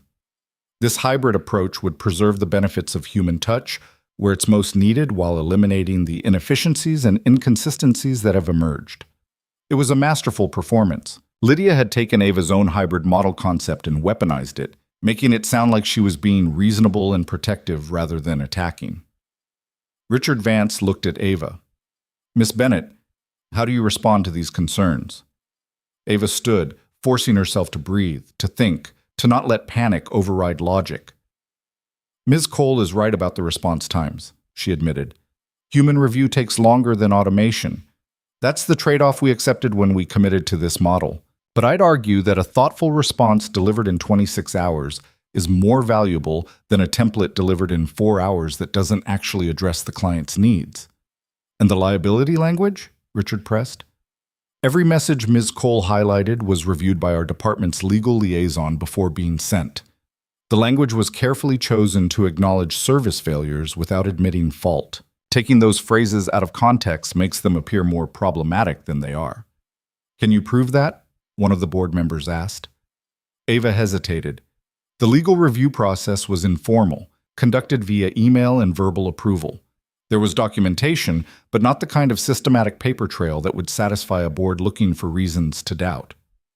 Lydia smiled. I think Miss Bennett's silence speaks volumes. This is precisely the problem with giving individuals too much autonomy. Without proper oversight and standardized processes, we have no way to ensure compliance or consistency. That's not fair, Ava started. What's not fair, Lydia interrupted smoothly, is putting this company at risk to protect an experiment that, while well-meaning, has clearly outgrown its creator's ability to manage it effectively. The room erupted in overlapping conversations. Board members arguing, staff members taking sides, the careful professional veneer cracking to reveal the battle underneath. Ethan finally spoke, his voice cutting through the chaos. Enough. Everyone fell silent. He stood, his expression carved from granite. Ms. Cole has raised legitimate operational concerns. Miss Bennett has provided context that explains some but not all of those concerns. Rather than making a decision in this emotionally charged moment, I propose we table this discussion until next month's meeting. That gives Miss Bennett time to address the specific issues raised and Ms. Cole time to propose her alternative model in more detail. With respect, Ethan, Lydia said, every day we delay is another day of potential liability exposure. And every hasty decision is a potential disaster, Ethan countered. We built this company on careful deliberation, not panic responses. 1 month, then we vote. Richard Vance considered this. All in favor of tabling the discussion until next month's meeting? The vote was close, but it passed. Ava felt simultaneously relieved and terrified. She had 1 month to prove that her department could operate with the rigor and consistency Lydia was demanding. 1 month to find a way to preserve empathy while satisfying the bean counters. 1 month before everything she'd built was potentially dismantled. As the meeting adjourned, Lydia approached Ava with that same cold smile. Clock's ticking, she said softly. I'd start updating your resume if I were you. That night, Ava worked until 3 a.m, going through every single communication her department had sent in the past 3 months. She built a database tracking response times, legal review processes, client outcomes. She created standardized protocols that maintained flexibility while providing the documentation the board needed. Her team joined her without being asked, working through the night in solidarity. Around 2 a.m, someone ordered pizza. They ate sitting on the floor of the conference room, exhausted and punchy and bound together by shared purpose. You know we're with you, right? Said Marcus Chen, one of her senior team leads. Whatever happens, we believe in what we're doing here. Even if it costs you your jobs? Ava asked. Especially then, said Jennifer Park, another team lead. I spent 10 years in corporate communications doing work that didn't matter. This matters. I'm not going back. The others murmured agreement. Ava felt her eyes burning again. Thank you, she whispered. All of you. They worked until dawn broke over the city, painting the sky in shades of gold and pink. When Ava finally went home to shower and change, she found a text from Ethan waiting. I'm sorry about the other night. You were right to call me out. Can we talk? She stared at the message for a long time before responding. After Emma's play, I promised her I'd be there. I know. That means a lot to her. To me too. Ava set down her phone and closed her eyes. In the span of a week, she'd fought with the man she was falling in love with, been publicly undermined by her worst enemy, and watched her entire career hang in the balance. And somehow, the thing that scared her most was the thought of disappointing a 10-year-old girl who'd started to see her as something close to family. Emma's school play was on Friday evening at 7 o'clock. Ava arrived early, finding a seat in the third row center. The auditorium was packed with parents holding phones and chiapas, excited children peeking out from behind the stage curtain, teachers trying to maintain order in the controlled chaos. Ethan slid into the seat beside her at 6:55, looking harried and apologetic. Sorry, conference call ran late. Did I miss anything? Just the pre-show jitters, Ava said, nodding toward the stage where Emma was visible in her tree costume, talking animatedly with another girl dressed as a mushroom. They sat in awkward silence for a moment before both speaking at once. I'm sorry. I shouldn't have. They stopped, almost smiled. You first, Ethan said. Ava took a breath. I'm sorry I ran away instead of talking through it. I got scared that what we have was making things harder instead of better, and my instinct was to protect myself by pushing you away. I'm sorry I made you feel like a liability instead of a partner, Ethan said quietly. You were right. I was so focused on managing the optics that I forgot the actual relationship mattered more than how it looked to other people. He reached over and took her hand, right there in the middle of the crowded auditorium where anyone could see. I don't care what people think anymore, he said. Not about this. They can speculate all they want. They can report us to HR 1,000 times. I know why I promoted you, and so do you. That's all that matters. Ava squeezed his hand. Lydia's going to use it against us. Let her try. We'll fight her together. The lights dimmed, signaling the start of the performance. For the next 90 minutes, Ava lost herself in the deliberately off-key musical numbers and enthusiastic overacting of 60 elementary school students. Emma was spectacular in her role as tree number 3, delivering her 2 lines with perfect timing and maintaining her tree pose, even when the boy playing Jack accidentally kicked her during the beanstalk scene. During intermission, Ethan leaned over. She's been practicing her tree stance for 6 weeks. Made me time her to see how long she could stand still. How long did she last? 43 minutes. She's absurdly competitive. I wonder where she gets that, Ava said dryly. Ethan laughed, the sound genuine and unguarded. Caroline used to say Emma got my stubbornness and her creativity. Dangerous combination. It was the first time Ava had heard him mention his late wife without pain tightening his voice. She sounds like she was amazing, Ava said softly. She was. She would have liked you, I think. You both have that same quiet strength, that ability to see what people need before they know they need it. He paused. I loved her completely. Part of me probably always will. But that doesn't mean there's no room for loving someone else. It took me a long time to understand that. Ava's throat tightened. Are you saying? I'm saying I'm in love with you, Ava Bennett, and I'm tired of being afraid of what that means.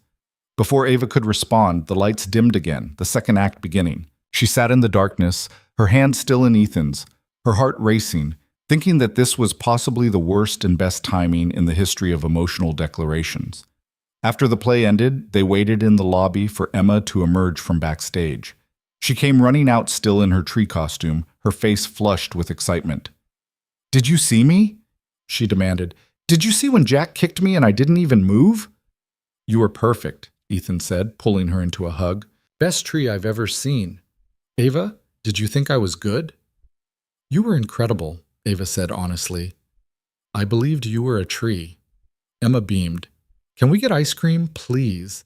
Everyone else is going to the place on 5th. Ethan looked at Ava. Do you want to, Yes, Ava said. Absolutely. They went to the ice cream shop on 5th Avenue, which was packed with post-play families all talking loudly and celebrating. Emma got chocolate chip cookie dough in a waffle cone and talked non-stop about every detail of the performance, barely pausing to breathe. Ava watched Ethan with his daughter, really watched him, and saw something she'd never quite seen before. He was fully present, not checking his phone, not thinking about work, just listening to Emma's enthusiastic recap with genuine interest and affection. This was who he'd been before grief and ambition had hardened him. This was who he was learning to be again. Emma eventually ran off to join a group of her castmates who were comparing costume pieces. Ethan and Ava sat at a small table by the window, their melting ice cream forgotten. I meant what I said, Ethan said quietly. In the theater. I love you. Ava's breath caught. This is happening really fast. I know. Too fast? She thought about it. About the months of working together, the late nights building something that mattered, the slow unfolding of trust and understanding. About Emma's hand slipping into hers during movie nights, about Ethan's smile when he thought no one was watching, about feeling seen and chosen and valued for the first time in her life. No, she said finally. Not too fast, just terrifying. We can be terrified together, Ethan offered. That's the worst sales pitch I've ever heard.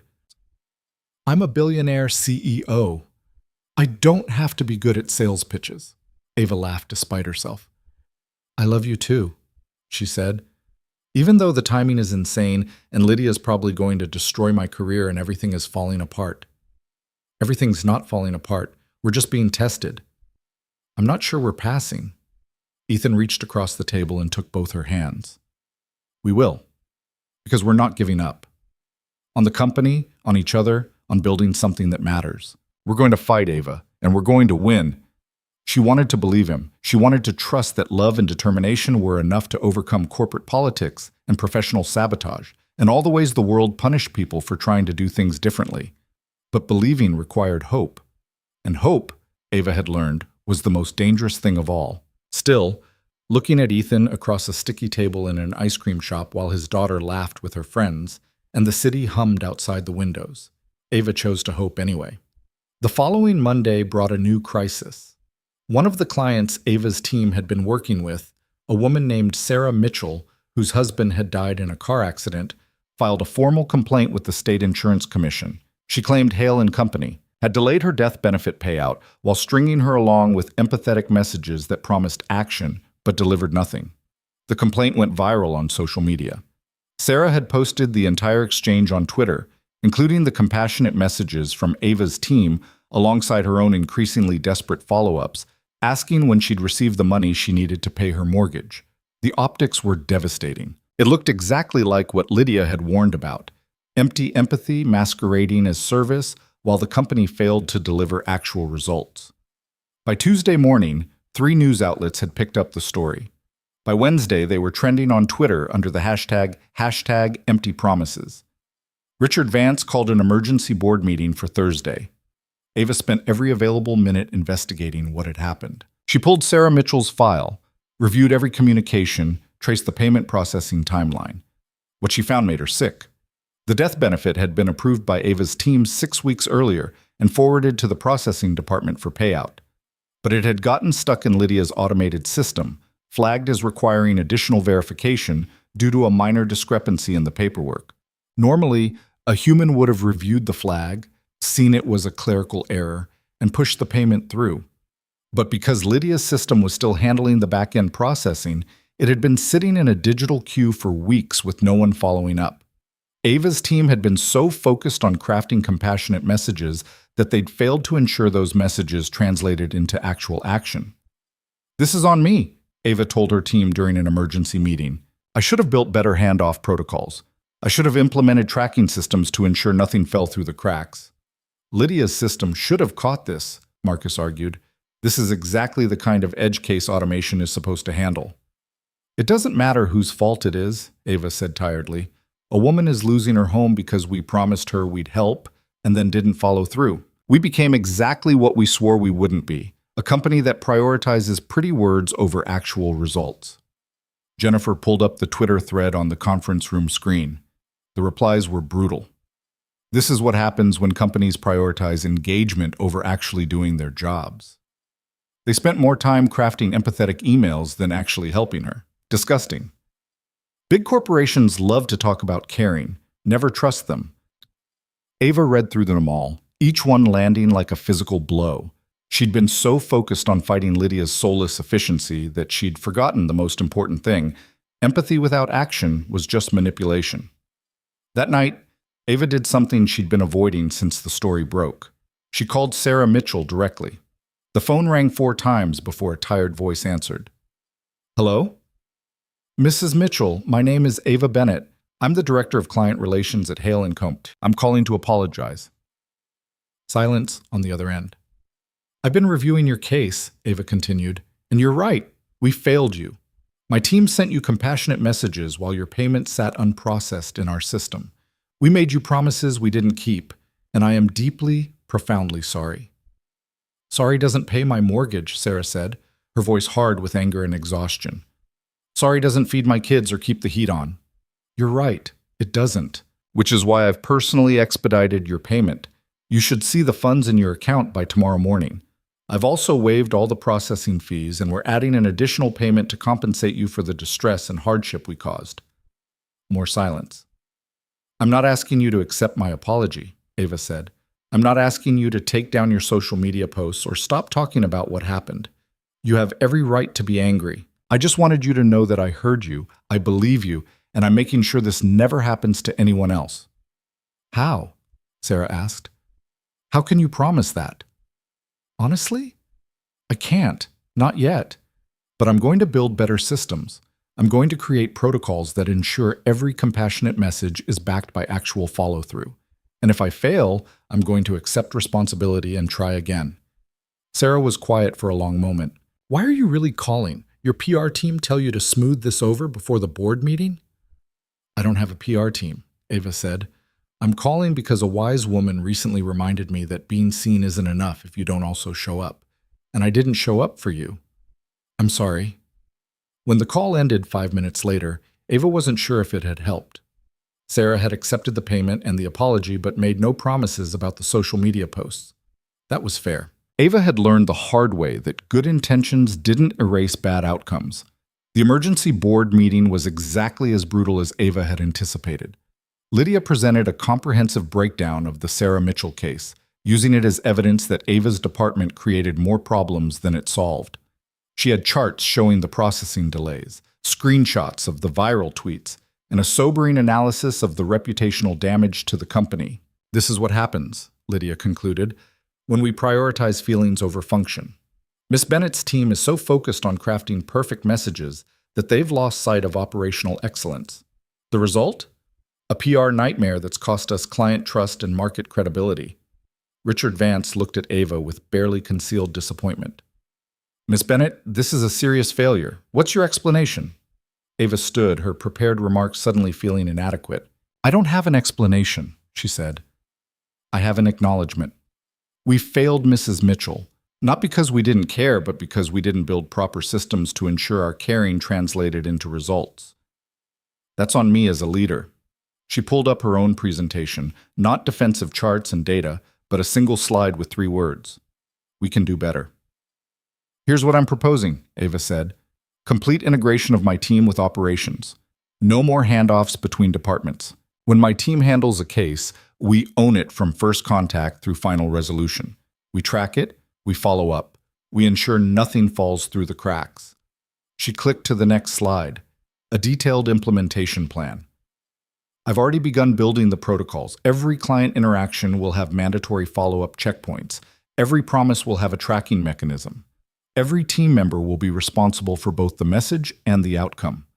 That's going to slow you down even more, one board member pointed out.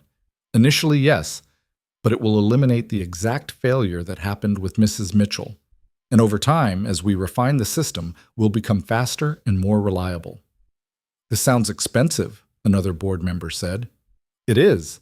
I'm requesting additional budget for tracking software and 2 more operations specialists. But the alternative, continuing to create PR disasters like this one, is far more expensive in terms of reputation and client trust. Lydia stood. Or we could simply acknowledge that this experiment has failed and return to a proven system that doesn't require constant revision and additional resources. The room tensed, waiting. Richard Vance looked between them. Mr. Hale, you've been quiet. What's your position? All eyes turned to Ethan. He'd been sitting at the end of the table, his expression unreadable. Now he stood, his voice calm but carrying an edge of steel. My position is that we're asking the wrong question. The question isn't whether Miss Bennett's team made a mistake. They did. The question is whether we want to be the kind of company that fixes mistakes or the kind that avoids them by avoiding humanity altogether. He walked to the front of the room, standing beside Ava. Lydia's system would never have sent Sarah Mitchell compassionate messages. It also would have processed her payment correctly.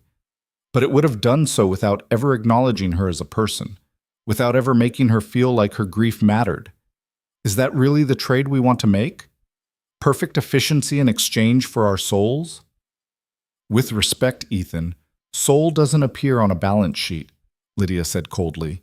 Neither does loyalty, or trust, or the kind of reputation that makes clients choose us over cheaper competitors. Ethan's voice hardened. We're not just processing claims. We're helping people survive the worst moments of their lives. If we can't do that with both competence and compassion, then we don't deserve to exist as a company." He turned to the board.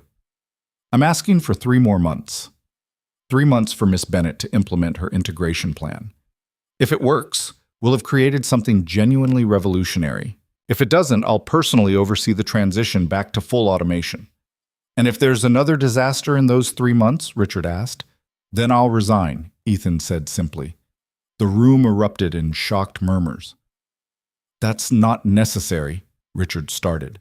"It is," Ethan interrupted, "because I'm the one who believed in this vision. I'm the one who gave Miss Bennett the authority to implement it. If it fails, that's on me as a leader, and I'll accept the consequences." He looked at Ava, and she saw everything he wasn't saying out loud. Trust, partnership, love. 3 months, he repeated. "That's all we're asking."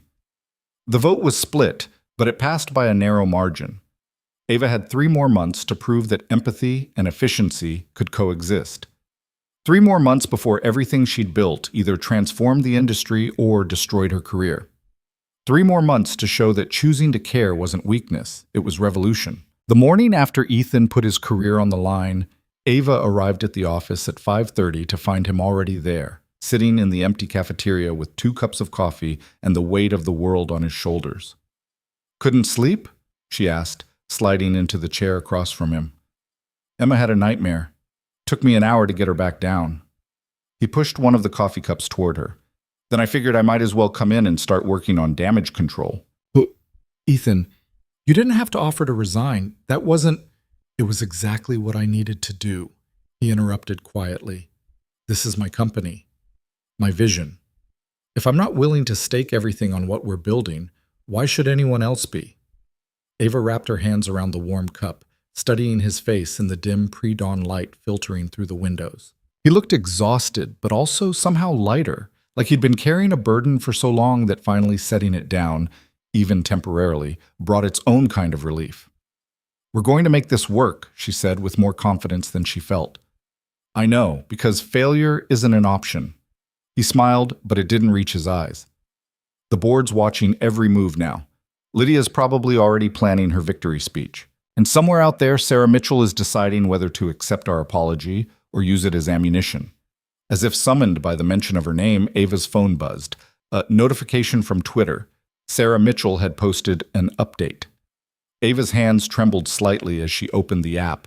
Ethan leaned over to read along with her. The post was simple, just a few sentences, but they hit like a thunderclap. Update.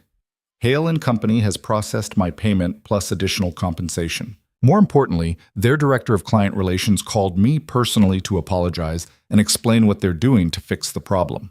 I'm not saying I forgive them yet, but I believe they're actually trying to do better. That's more than most companies would do. The replies were already rolling in, a mix of skepticism and cautious approval. "She didn't have to do that," Ethan said quietly. "No," Ava agreed. "She didn't." They sat in silence for a moment, letting the small mercy of Sarah's words sink in. It wasn't absolution, but it was a crack in the wall of public condemnation. A chance. 3 months, Ethan said finally. "We need to make every single day count." The integration plan Ava had outlined in the board meeting became her obsession. She restructured her entire department, breaking down the artificial barriers between client communications and operations processing. Each team member was assigned end-to-end ownership of their cases. They wrote the messages, tracked the outcomes, followed up personally, and didn't close a file until the client's needs were completely met. It was exhausting work. Response times slowed initially as her team learned to juggle both empathy and execution. There were mistakes, near misses, moments when Ava wanted to scream with frustration. But slowly, painfully, they began to find their rhythm. Marcus Chen developed a tracking dashboard that gave real-time visibility into every open case. Jennifer Park created a quality assurance protocol that caught errors before they reached clients. The team held daily stand-up meetings where they shared challenges, celebrated wins, and held each other accountable. Ava worked alongside them, often staying until midnight to review cases, coach team members, and personally handle the most sensitive situations. She lost weight. Dark circles formed under her eyes. Her apartment became a place she went to shower and change clothes between 18-hour workdays. Ethan watched her burning herself out and hated it, but he understood it too. They were both all in now, betting everything on a vision that half the company thought was doomed to fail. Their relationship became a source of strength carved out in stolen moments. A quick kiss in the stairwell between meetings, his hand finding hers under the conference table during tense budget reviews. Late-night phone calls where they didn't talk about work, just listened to each other breathe, finding comfort in shared exhaustion. Emma became their unlikely cheerleader. She started making motivational signs and leaving them on Ava's desk. Crayon drawings with messages like, "You got this," and "Trees don't give up." The latter was accompanied by a sketch of Emma in her tree costume, which made Ava laugh so hard she cried. One evening, about 6 weeks into the 3-month countdown, Emma called Ava directly instead of texting. "Dad fell asleep at the dinner table," she said matter-of-factly. "Face first in his pasta. It was actually kind of impressive." Ava, who was still at the office reviewing case files, felt her heart clench. "Is he okay?" "He's fine, just exhausted, but Ava—" Emma's voice dropped. "He's scared, I can tell. He tries to hide it from me, but I hear him on the phone with the lawyers and the board people. They're mean to him." "They're not mean, honey. They're just worried about the company." "They're mean," Emma insisted. "And they don't understand what you and Dad are trying to do. But I do. You're trying to make people feel like they matter. That's important, even if the numbers don't show it yet." Ava felt tears pricking at her eyes for what felt like the 100th time that month. "When did you get so wise?" "I'm 10. We're very perceptive at this age." Emma paused. "Are you guys going to be okay? You and Dad and the company?" "I don't know," Ava admitted, because lying to Emma felt wrong. "But we're going to fight like hell to make sure we are." "Good. Because I kind of like having you around. It's nice having someone who actually listens when I talk about my Minecraft world." After they hung up, Ava sat in her office staring at the city lights, thinking about a 10-year-old girl who'd lost her mother and was now terrified of losing the fragile new family structure she'd started to build. Failure wasn't just about careers anymore. It was about breaking a little girl's heart. The pressure intensified as the weeks ticked by. Lydia continued her campaign of strategic sabotage, nothing obvious enough to call out directly, but constant enough to create friction. Budget approvals delayed by procedural reviews. IT resources suddenly unavailable due to priority conflicts. Whisper campaigns suggesting that Ava's department was a vanity project sustained only by her relationship with the CEO. The worst part was that some of it was working. Morale in other departments began to sour. People resented the resources flowing to Ava's team while their own budgets were being cut. Anonymous complaints appeared in HR about preferential treatment and nepotism. During a particularly brutal management meeting, a department head named Thomas Brennan openly challenged Ethan. "With all due respect, sir, it's hard not to notice that Miss Bennett receives resources and latitude that the rest of us don't. Some of us have been with this company for over a decade, and we've never seen this level of investment in an unproven concept." "Miss Bennett's department has shown measurable results in client retention," Ethan said coolly. "So you say. But the rest of us can't independently verify those numbers because her department operates with unusual autonomy." Thomas leaned forward. "I'm not questioning your judgment, Mr. Hale. I'm just asking for transparency. If this model is truly revolutionary, why not let independent auditors validate the claims?" It was a reasonable request delivered with just enough edge to make it clear what he was really asking. Prove this isn't just favoritism for someone you're sleeping with. The room went silent, everyone waiting to see how Ethan would respond. Before he could speak, Ava stood up. "Mr. Brennan raises a fair point," she said, her voice steady despite her racing heart. "I welcome an independent audit of my department's operations and results. In fact, I'd like to propose that we bring in a third-party consulting firm to evaluate both my team's performance and Ms. Cole's automated system. Let's get objective data on which approach actually delivers better long-term value." She looked directly at Lydia. "Unless you have concerns about your system being audited as well." Lydia's smile was pure ice. "I have no concerns whatsoever. My system's performance is documented and verifiable. I look forward to the comparison." Ethan's expression remained neutral, but Ava caught the flash of pride in his eyes. "Excellent. I'll arrange for the audit. We should have preliminary results before the 3-month deadline. After the meeting, Ethan caught Ava in the hallway. That was risky, he said quietly. An independent audit could go either way. I know, but it was the right call. If we can't prove our value objectively, then maybe we don't deserve to survive. She met his eyes. Besides, I'm tired of people thinking I only have this job because of you. Let's settle it once and for all. He pulled her into an empty conference room and kissed her hard. All the stress and fear and desperate hope of the past weeks channeled into that single moment of connection. You're the bravest person I know, he murmured against her lips. I'm terrified. That's what makes it brave.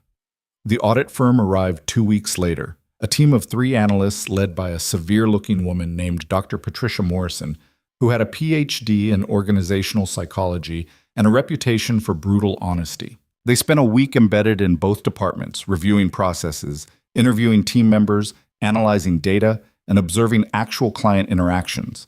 They were thorough, professional, and completely immune to charm or persuasion. Ava tried to work normally while being observed, but it was like performing surgery while someone graded your technique. Every decision felt weighted, every interaction potentially damning. The analysts interviewed her twice, asking pointed questions about resource allocation, decision-making processes, and how she measured success beyond retention numbers. What happens when you can't scale this model? Dr. Morrison asked during their second interview. When the company grows beyond the point where personal touch is feasible for every client, we prioritize, Ava said. Ava, we use data to identify which clients genuinely need human intervention versus those who are fine with automated service. We build tiers, not walls. And how do you prevent that from becoming another version of the 2-tier service model that plagues this industry? Premium empathy for valuable clients, templates for everyone else? It was a fair question, and one Ava had wrestled with herself.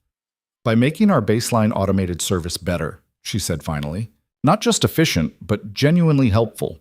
We use what we learn from high-touch interactions to improve the templates, to teach the algorithms to recognize nuance. The goal isn't to give everyone identical service, it's to give everyone appropriate service. Dr. Morrison made a note, her expression unreadable.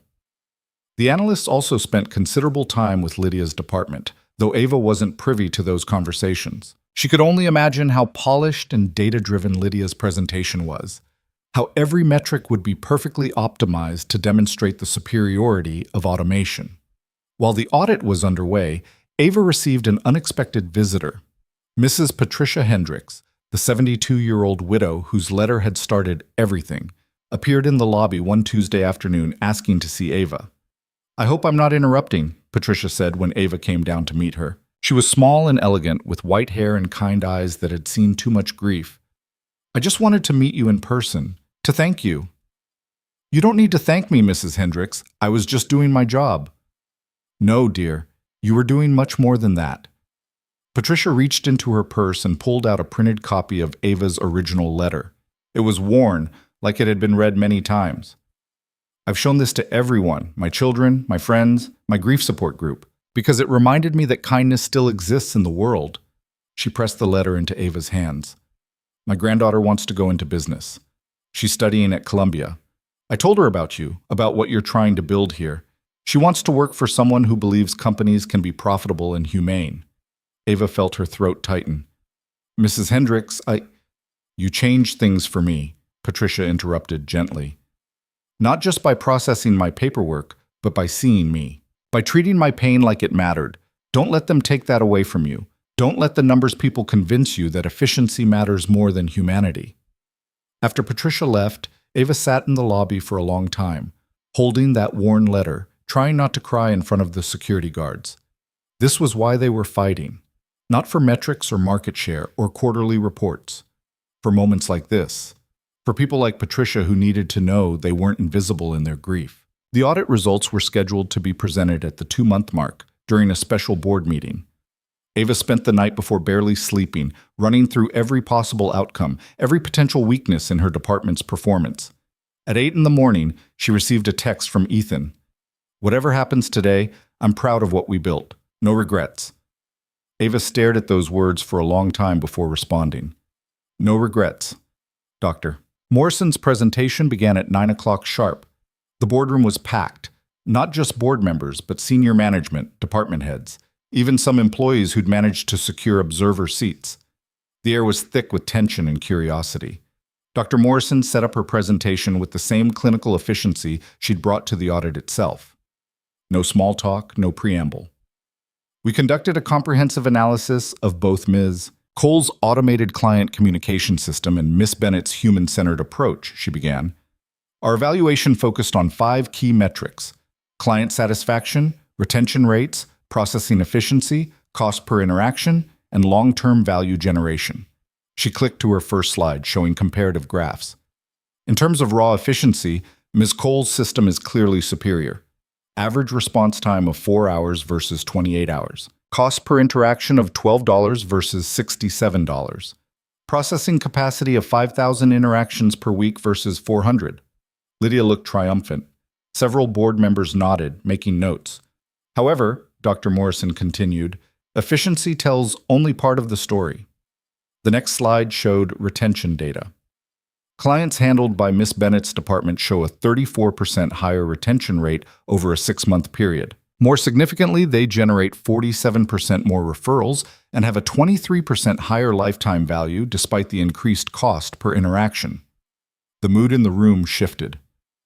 When we factor in the long-term revenue impact of these retention and referral rates, Miss Bennett's model generates approximately $8 in value for every dollar spent, while the automated system generates approximately $3 per dollar spent. Dr. Morrison let that sink in before continuing, but our analysis went deeper than just numbers. We interviewed over 200 clients from both systems. The qualitative data is striking. She played a short video compilation, clients talking about their experiences with Hale and Coburn. Those who'd interacted with Lydia's system used words like efficient, professional, adequate. Those who'd worked with Ava's team used words like caring, human, life-saving. One man, tearfully describing how Ava's team had helped him navigate his son's disability claim, said something that made the entire room go silent. They didn't just process my paperwork, they gave me hope when I had none left. Dr. Morrison paused the video. Here's what we found. Automation excels at handling routine transactions. But for high-stress, emotionally complex situations, death, disability, serious illness, human intervention isn't just preferable, it's transformative. And clients who receive that intervention become not just retained customers, but advocates. She clicked to her final slide. A recommendation. Our conclusion is that neither system should exist in isolation. Ms. Cole's automation provides essential efficiency for routine interactions. Ms. Bennett's human-centered approach provides critical value for complex situations. The optimal model is true integration, using automation as the foundation and human intervention as the catalyst for exceptional outcomes. She looked around the room. In short, you've been treating this as a binary choice when it should be a symbiotic partnership. Both approaches are necessary. Neither alone is sufficient. Richard Vance leaned forward. Dr. Morrison, are you recommending we maintain both departments? I'm recommending you stop treating them as competing philosophies and start treating them as complementary capabilities. Build bridges, not walls. Create workflows that leverage the strengths of both. She gathered her materials. Miss Bennett has proven that empathy has measurable value. Ms. Cole has proven that efficiency enables scale. The question isn't which one wins. It's whether you're willing to do the hard work of making them work together. With that, she concluded her presentation and sat down. The room erupted in discussion. Some board members looked convinced, others skeptical. Lydia's expression was carefully neutral, but Ava could see the rage simmering beneath the surface. Ethan caught Ava's eye across the room and gave her the smallest nod. They'd survived. Not won, not entirely, but survived. And survival, right now, was enough. The board voted to continue both departments with a mandate to develop integrated workflows over the next quarter. It wasn't the complete vindication Ava had hoped for, but it wasn't the shutdown Lydia had wanted either. Stalemate. For now. After the meeting, as people filed out, Lydia approached Ava with that same cold smile. "Congratulations on your draw," she said quietly. "You've bought yourself more time. But integration means I'll be involved in every aspect of your operations, every process, every decision, every failure. She leaned closer. I'm going to be watching you very, very carefully, Ava, and the moment you slip, and you will slip, I'll be there to document it for the board. Then I guess I'd better not slip, Ava said evenly. Lydia's smile widened. Everyone slips eventually, especially people trying to do the impossible while distracted by personal entanglements. She walked away before Ava could respond. That night, Ava and Ethan collapsed on the couch in his living room, Emma already asleep upstairs after demanding to hear every detail of the audit results. We did it, Ava said, still not quite believing it. We survived it, Ethan corrected. There's a difference. Lydia's not going to make integration easy. Lydia's going to make it hell, Ethan agreed. But we knew that going in. He pulled Ava closer, and she rested her head on his shoulder, feeling the exhaustion of the past months settling into her bones. I keep thinking about what Dr. Morrison said, Ava murmured. About bridges, not walls. That's what we've been trying to build all along, isn't it? Not just in the company, but in our lives. What do you mean? You built walls after Caroline died. I built walls after everything. We were both so afraid of being hurt that we forgot how to let people in. She tilted her head to look at him. But somewhere along the way, we started building bridges instead. To each other. To Emma. To the possibility that maybe being vulnerable isn't the same as being weak. Ethan was quiet for a moment, his fingers gently running through her hair. Caroline used to say that walls might keep the pain out, but they also keep the joy out. I didn't understand what she meant until I met you. His voice was soft, almost wondering. You taught me that opening up doesn't mean breaking down, that choosing to trust someone is the bravest thing you can do. Even when they might hurt you? Especially then. They sat in comfortable silence, the city lights visible through the windows, the sound of Emma's gentle snoring drifting down from upstairs. What happens if we fail? Ava asked quietly. If Lydia finds a way to sabotage the integration, if the board loses patience, if everything we've built falls apart. Ethan considered this. Then we fail. But we fail knowing we tried to build something that mattered. We fail knowing we didn't compromise our values for safety. And we fail together, which somehow makes it less terrifying. That's a terrible pep talk. I'm a billionaire CEO. I'm not supposed to be good at pep talks. Ava laughed despite herself, the same exchange from the ice cream shop weeks ago. Some things, she was learning, were worth repeating.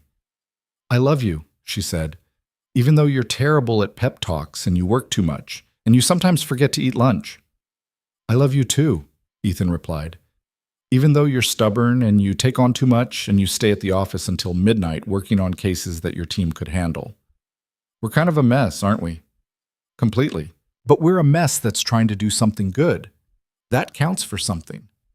Upstairs, Emma called out in her sleep, something unintelligible about trees and wolves. Ethan tensed, ready to go check on her, but the house fell silent again. She's doing better, Ava observed. The nightmares are less frequent. Having you around helps. She feels less alone. Ethan paused. We both do. Ava thought about Patricia Hendricks's words in the lobby, about her granddaughter wanting to work for someone who believed companies could be both profitable and humane. She thought about Sarah Mitchell's cautious forgiveness on Twitter. She thought about every client who'd written to thank them, every team member who'd stayed late to ensure someone's problem was actually solved. She thought about Emma upstairs, sleeping soundly because she knew her father was downstairs with someone who cared about both of them. Maybe they wouldn't change the entire industry. Maybe Lydia would find a way to undermine them. Maybe the board would eventually lose patience. But for tonight, in this moment, they had built something real, something that mattered. And that was enough. Ava let her eyes drift closed, Ethan's steady heartbeat under her ear, and for the first time in months, she slept without anxiety tightening her chest. They had 3 more weeks before the next board review. 3 more weeks to prove that integration could work, that empathy and efficiency could coexist. 3 more weeks to show that choosing humanity over convenience wasn't naive idealism. It was the only thing that ever really mattered. Outside, the city hummed with millions of stories, people struggling, people hoping, People trying to find someone who would see them in their pain and not look away. Tomorrow, Ava would wake up and try to be that person for as many of them as possible. Tonight, she rested. The war wasn't over. But for now, in this quiet moment, they could pretend they'd already won. The morning Ava woke up on Ethan's couch, sunlight streaming through the windows, and Emma standing over her with a plate of slightly burnt toast, she had no idea that the day would bring the crisis that would either destroy everything or finally set them free. "I made breakfast," Emma announced proudly. "Dad's on a conference call, but he said to make sure you ate something." Ava sat up, disoriented, her neck stiff from sleeping at an awkward angle. "What time is it?"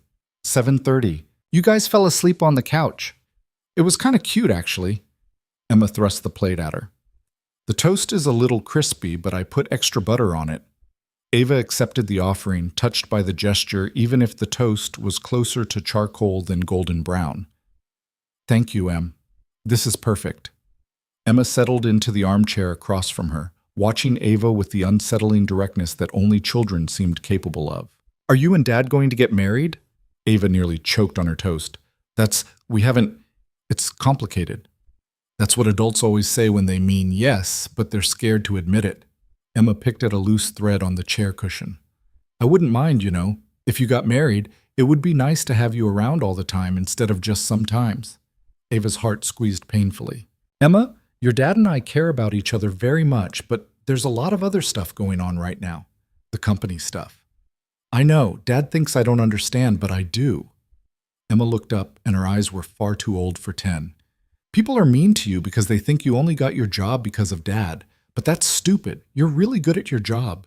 Anyone with eyes can see that." "Thank you, sweetheart. That means a lot." "So when are you going to stop letting mean people make you doubt yourself?" The question, delivered with such casual directness, hit Ava like a physical blow. Out of the mouths of babes, she thought, came the truths adults spent years trying to avoid. Before she could answer, Ethan appeared in the doorway, still in yesterday's clothes, his hair rumpled, his phone pressed to his ear. His expression was tense. "I understand. Yes, we'll handle it. Thank you for the heads up." He ended the call and looked at Ava. "We have a problem."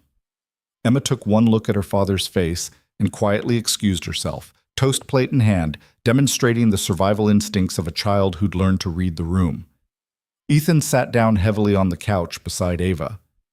"That was Richard Vance. Someone leaked the audit results to the press. Not the full report, just selective excerpts that make it look like Dr. Morrison condemned your department as financially unsustainable." Ava felt her stomach drop. "What?" "Business Insider is running a story this morning. Billionaire CEO's girlfriend's vanity project costs company millions. They've got quotes from anonymous sources saying the only reason your department still exists is because we're in a relationship." "Let me see." Ethan handed her his phone.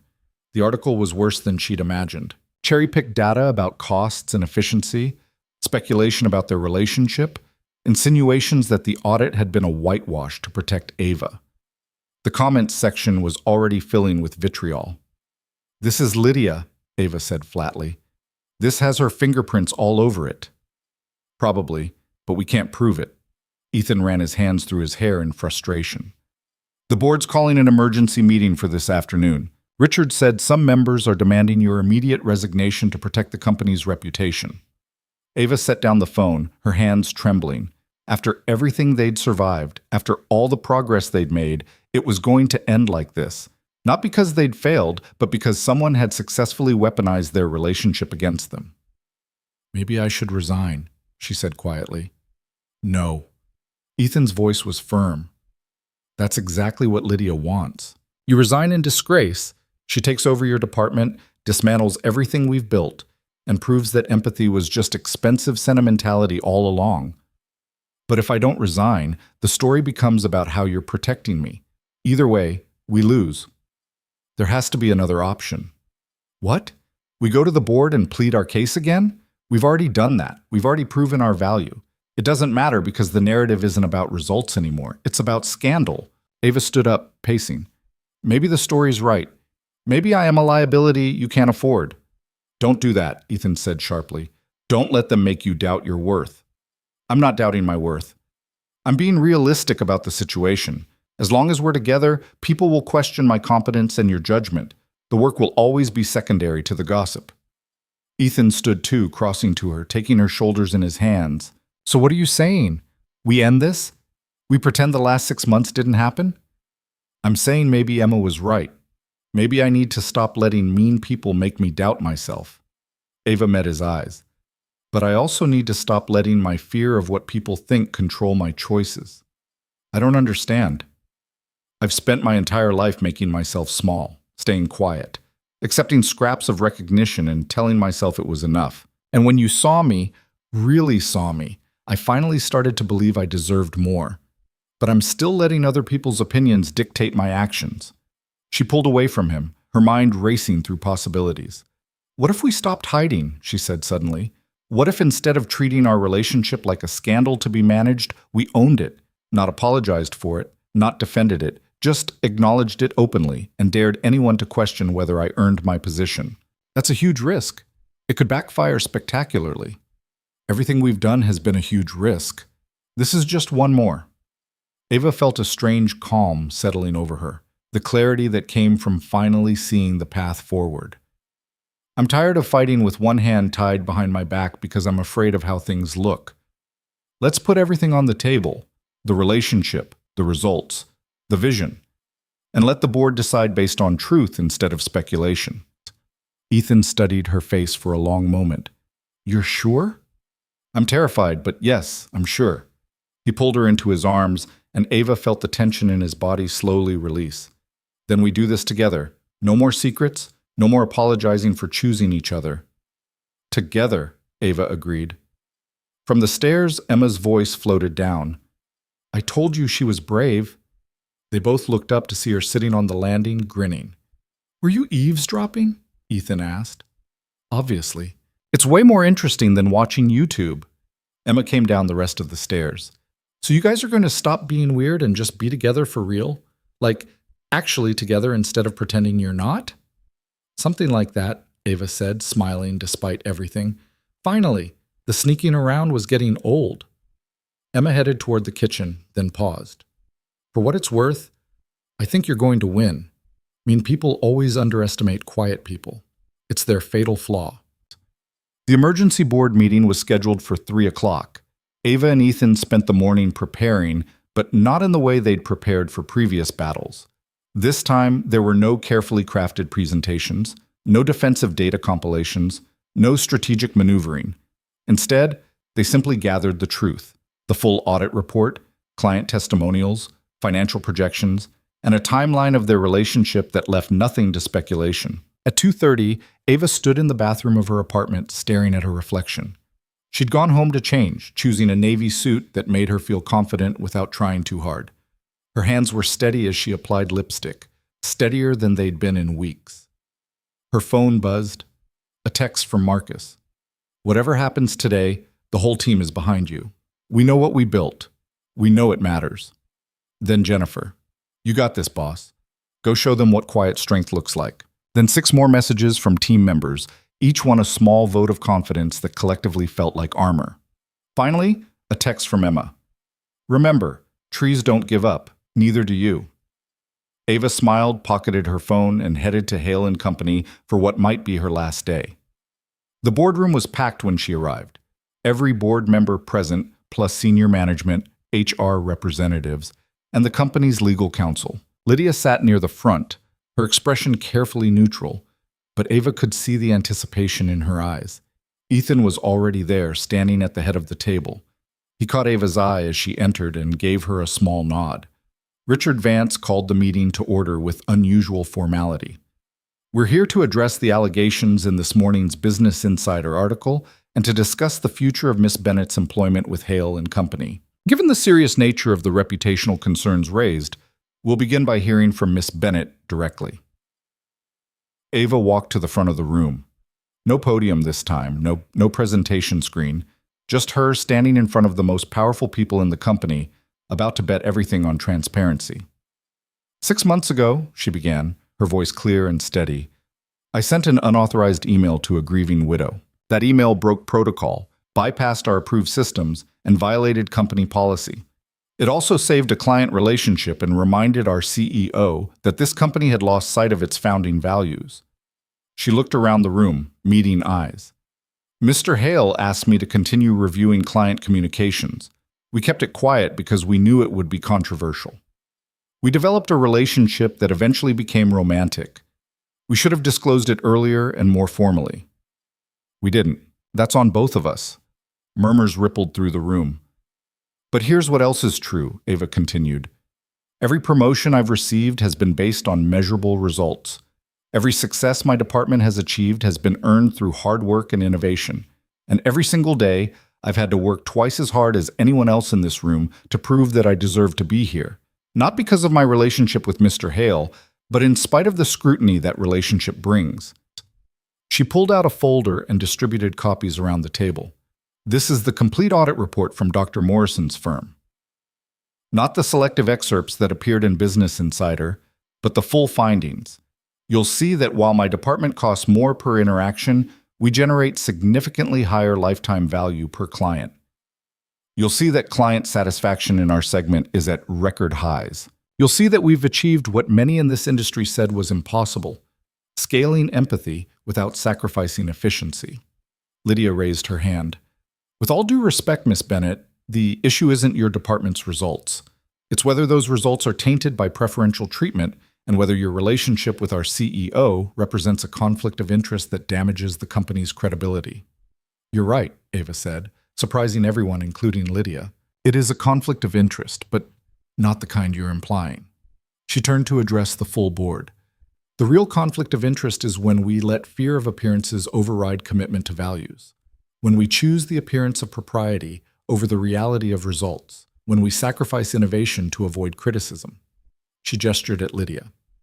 Ms. Cole has built a brilliantly efficient system. It works exactly as designed. But working as designed isn't the same as serving our clients' deepest needs. My department has proven that there's another way, a harder way, a messier way, but ultimately a more human way. Ava took a breath, steadying herself for what came next. So here's what I'm proposing. Separate my personal relationship from my professional evaluation. Audit my department's results against any metric you choose. Compare our outcomes to any competitor in the industry. And if you find that my work doesn't measure up, fire me. I'll accept that. She looked directly at Ethan. But if you find that my department is succeeding, that we're generating real value, that we're proving empathy can coexist with profitability, then let us continue. And stop punishing professional excellence because it comes packaged with a personal relationship you find uncomfortable. The room was silent. Richard Vance leaned forward. Miss Bennett, are you asking this board to simply accept your relationship with Mr. Hale and move on? I'm asking this board to focus on what actually matters. Results. Values. Whether we're building a company that makes a difference or just a company that makes money. Ava's voice strengthened. Mr. Hale and I are in love. We're not apologizing for that. But we're also both deeply committed to this company's success. Those two things aren't mutually exclusive. They create the appearance of impropriety, another board member said. So does accepting lobbying money, but half of you sit on boards for companies that do it, Ava shot back, then immediately regretted her sharpness. I'm sorry, that was accurate, the board member admitted with a wry smile. Uncomfortable, but accurate. Ethan stepped forward. If I may address the board? Richard nodded. I'm in love with Ava Bennett, Ethan said simply, and the directness of the statement rippled through the room. I should have disclosed our relationship sooner and more formally. I didn't because I was afraid of exactly what's happening now. People questioning her competence, assuming she's been given advantages she hasn't earned. He moved to stand beside Ava. But here's what I won't apologize for. Recognizing talent when I see it. Promoting someone who deserved promotion. Believing that this company could be both profitable and humane because Ava showed me it was possible. He looked at each board member in turn. You all hired me because I built this company from nothing after my wife died. You trusted my judgment then. I'm asking you to trust it now. Not about my personal life. That's not your business. But about business decisions. About whether Ava Bennett has earned her position through merit. He gestured to the audit reports in front of them. The data is right there.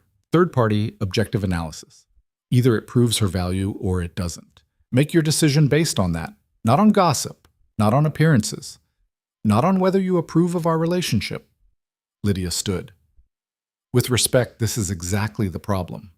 You're asking us to separate your relationship from our evaluation, but you just admitted you're in love with her. How can we trust that your judgment isn't compromised? How can you trust that yours isn't compromised by your desire to protect your own system? Ethan countered. You've been fighting Ava's department from day one, not because it's failing, but because it threatens your approach. That's a conflict of interest, too.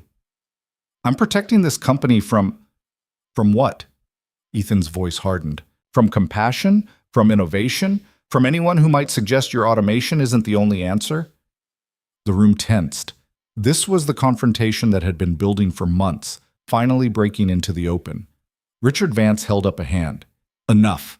We're not here to litigate personal grievances. We're here to make a decision about the company's direction. He looked at Ava. Miss Bennett, if we allow you to continue in your current role, what safeguards would you propose to address the appearance of favoritism?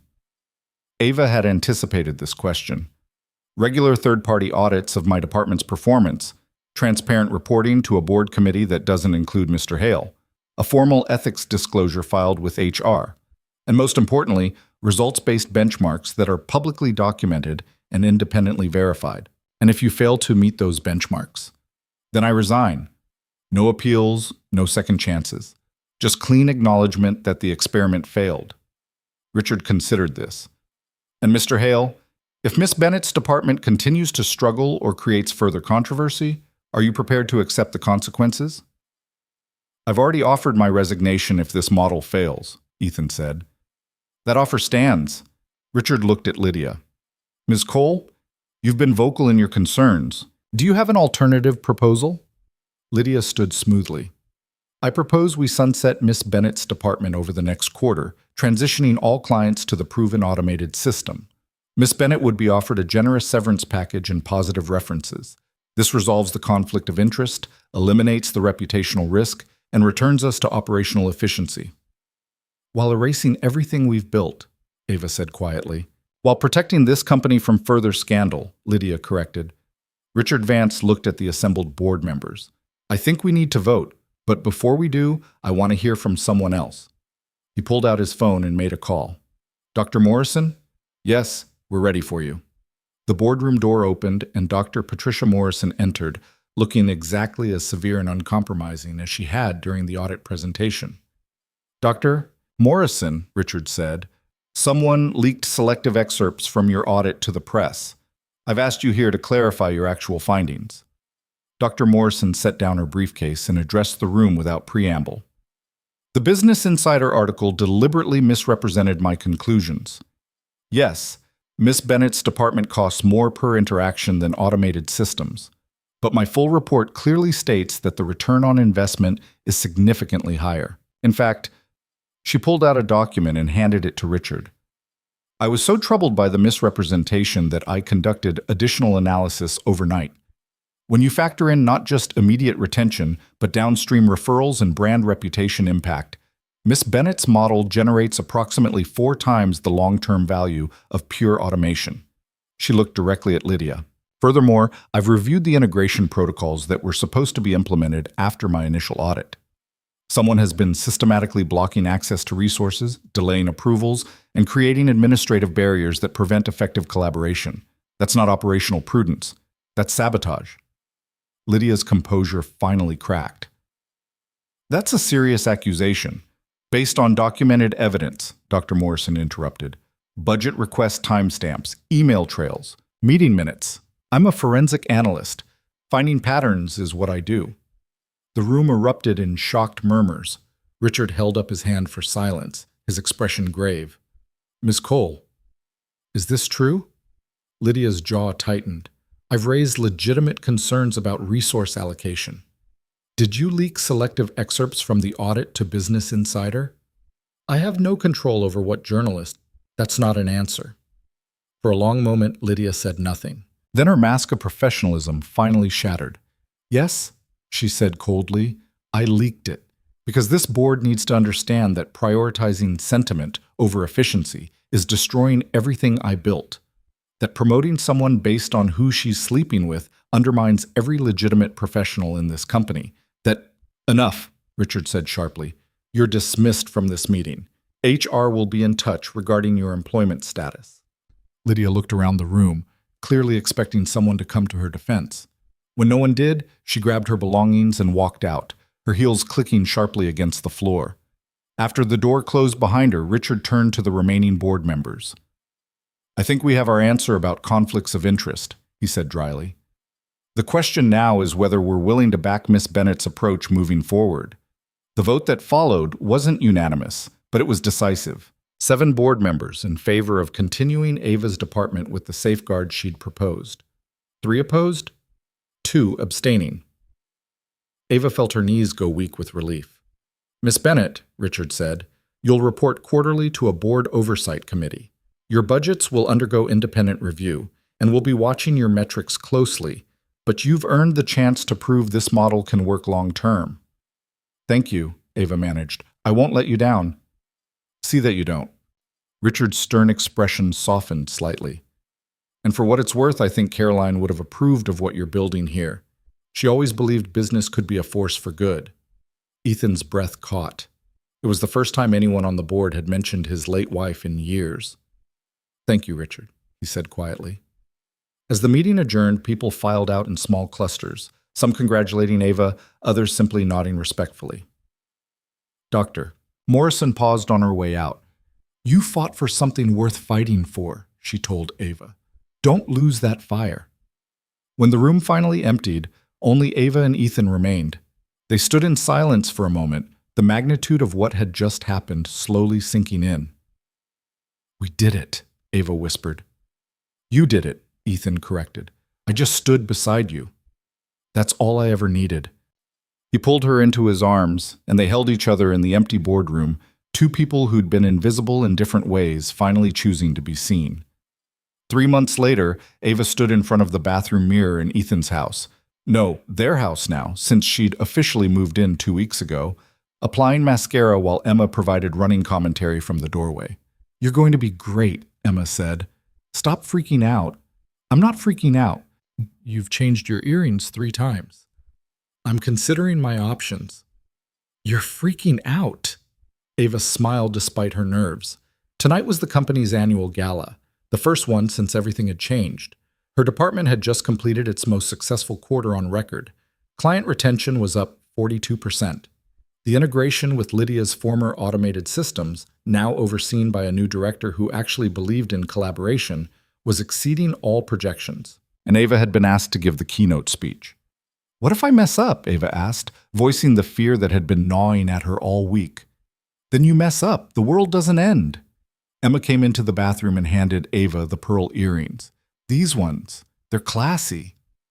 When did you become a fashion consultant? I'm 11 now. I know things. Emma watched Ava put on the earrings. Can I ask you something? Of course. Are you going to be my stepmom? Ava's hands stilled. She and Ethan had talked about marriage in abstract terms, but they'd agreed to take things slowly, to let Emma adjust to the changes at her own pace. Would you want me to be? Ava asked carefully. Emma considered this with her characteristic seriousness. I think so. I mean, you're already kind of like a mom. You help with homework and remember to pack my lunch, and you actually listen when I talk about stuff. Plus, you make Dad happy, which is nice. She paused. I don't think Mom would mind. I think she'd like you. You both see people the same way, like everyone matters. Ava felt tears threatening and blinked them back furiously. Your mom sounds like she was amazing. She was, but she's gone, and you're here, and I think that's okay. Emma hugged Ava suddenly, fiercely. I'm glad you're here. Me too, sweetheart, Ava whispered into Emma's hair. Me too. Ethan appeared in the doorway, impossibly handsome in his tuxedo. Are my 2 favorite people almost ready? Almost, Ava said, pulling away from Emma and wiping at her eyes. Just having an important conversation. The stepmother conversation? Ethan asked with a knowing smile. How did you... She asked me the same thing last week. Wanted to know if I was planning to propose. He walked into the bathroom, producing a small velvet box from his pocket. I told her I was waiting for the right moment. Ava's heart stopped. Ethan, this probably isn't it, he he admitted. The right moment would be something romantic. Dinner at an expensive restaurant. Maybe a beach at sunset. But Emma pointed out that the right moment is just the moment when you're ready to say yes. He opened the box. Inside was a simple, elegant ring. I love you, Ava Bennett. I love your courage and your compassion and the way you see the world. I love how you make me want to be better. I love watching Emma bloom around you. I love that you reminded me what it means to actually live instead of just surviving. He dropped to one knee right there in the bathroom, with Emma grinning in the doorway. Will you marry me? Ava looked at this man who'd seen her when she was invisible, who'd chosen her when she felt worthless, who'd stood beside her when the world questioned whether she belonged. She looked at Emma, bouncing on her toes with barely contained excitement. She looked at the ring, simple and perfect and real. She thought about the girl she'd been 6 months ago, small and scared and certain she wasn't worthy of being chosen. That girl was gone. In her place stood a woman who knew her worth, who'd fought for what she believed in, who'd chosen love over safety and honesty over appearances. Yes, Ava said, laughing and crying at the same time. Yes, absolutely yes. Ethan slipped the ring on her finger and stood, pulling her into a kiss while Emma cheered from the doorway. Finally, Emma exclaimed. I thought you two were never going to figure it out. The gala was held in the grand ballroom of the Riverside Hotel, 500 people in formal attire celebrating another successful year for Hale and Company. Ava stood backstage, listening to Richard Vance's introduction, her engagement ring catching the light every time she moved her hand. And now, Richard was saying, I'd like to introduce someone who's transformed not just our approach to client relations, but our understanding of what it means to build a values-driven company. Please welcome Ava Bennett, Director of Client Relations. Ava walked out onto the stage to enthusiastic applause. She found Ethan in the crowd immediately. He'd positioned himself front and center, Emma beside him, both of them beaming. 6 months ago, Ava began, her voice steady despite her racing heart, I broke the rules. I sent an unauthorized email to a grieving client because I thought she deserved more than a template response. That single act of rebellion led to the most challenging and rewarding period of my life. She looked out at the sea of faces, employees, clients, board members, people whose lives she'd touched in small ways and large. I learned that empathy isn't weakness, that caring about people doesn't make you unprofessional. It makes you human. That the most revolutionary thing you can do in a world obsessed with efficiency is to slow down and actually see the person in front of you. She clicked to her first slide. Not data, but photographs.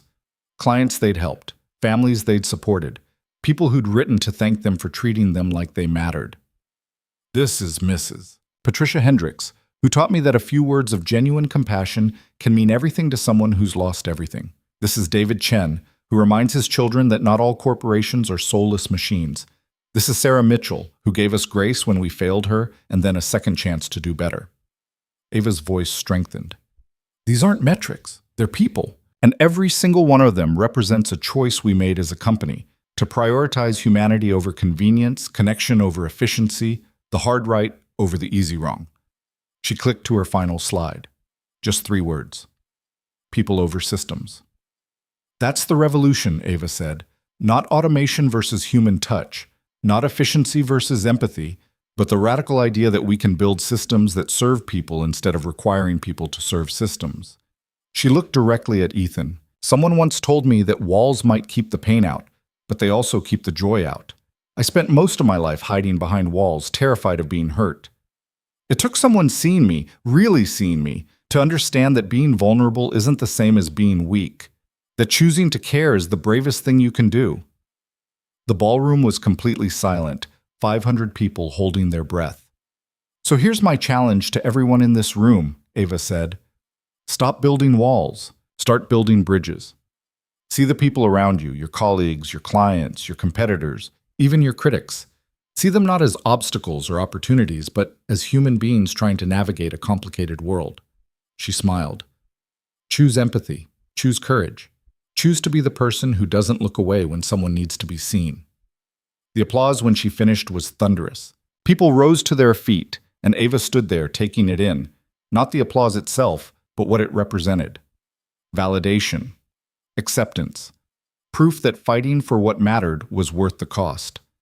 Later, after the speeches and the dinner and the dancing, Ava and Ethan slipped away to the hotel balcony overlooking the river. The city stretched out before them, millions of lights against the darkness, each one representing someone's story. "I'm proud of you," Ethan said, pulling her close. "That speech was perfect. I was terrified the whole time. That's what made it perfect. You were terrified and you did it anyway." He kissed her temple. "Thank you for saying yes, to the proposal, to this life, to all of it. Thank you for asking, for seeing me when I was invisible, for standing beside me when it would have been easier to walk away." They stood in comfortable silence, wrapped in each other's warmth, watching the city breathe. "What happens now?" Ava asked. "Now we keep fighting. We keep building. We prove that this model can work not just at Hale & Company, but across the industry." Ethan smiled. "We change the world, one compassionate interaction at a time." "That's a pretty ambitious plan." "We're pretty ambitious people." Ava leaned into him, feeling the solid reality of his presence, the steady beat of his heart. 6 months ago, she'd been a ghost haunting the edges of her own life. Now she was engaged to a man who loved her, building a relationship with a girl who needed her, leading a department that was changing how an entire industry thought about client relations. It wasn't perfect. There would be more battles, more critics, more moments when the easier choice would be to give up and go back to being invisible. But Ava had learned something crucial. She was done being invisible. She was done apologizing for taking up space, for having opinions, for believing that business could be both profitable and humane. She was done letting fear make her small. Inside the ballroom, the party continued. Emma was probably charming everyone with stories about her latest Minecraft creation. Marcus and Jennifer were likely arguing about next quarter's strategy while dancing awkwardly to jazz music. The board members were networking and politicking and planning the future. And out here on the balcony, under the stars, a billionaire who'd built walls around his heart and a quiet girl who'd learned to break through them were choosing each other, again and always. "Ready to go back inside?" Ethan asked. Ava looked up at him, this man who'd changed her life by the simple act of seeing her. "Ready?" she said. They walked back into the light together, hand in hand, no longer afraid of being seen. Because the truth was, being seen, truly, completely, courageously seen, was the only thing that had ever really mattered. The quiet girl who once made herself invisible had learned to take up space. The billionaire who'd buried his heart in work had learned to live again. And together, they'd built something neither could have built alone. A company with a soul. A love without walls. A future where empathy wasn't a weakness, it was revolution. And they were just getting started.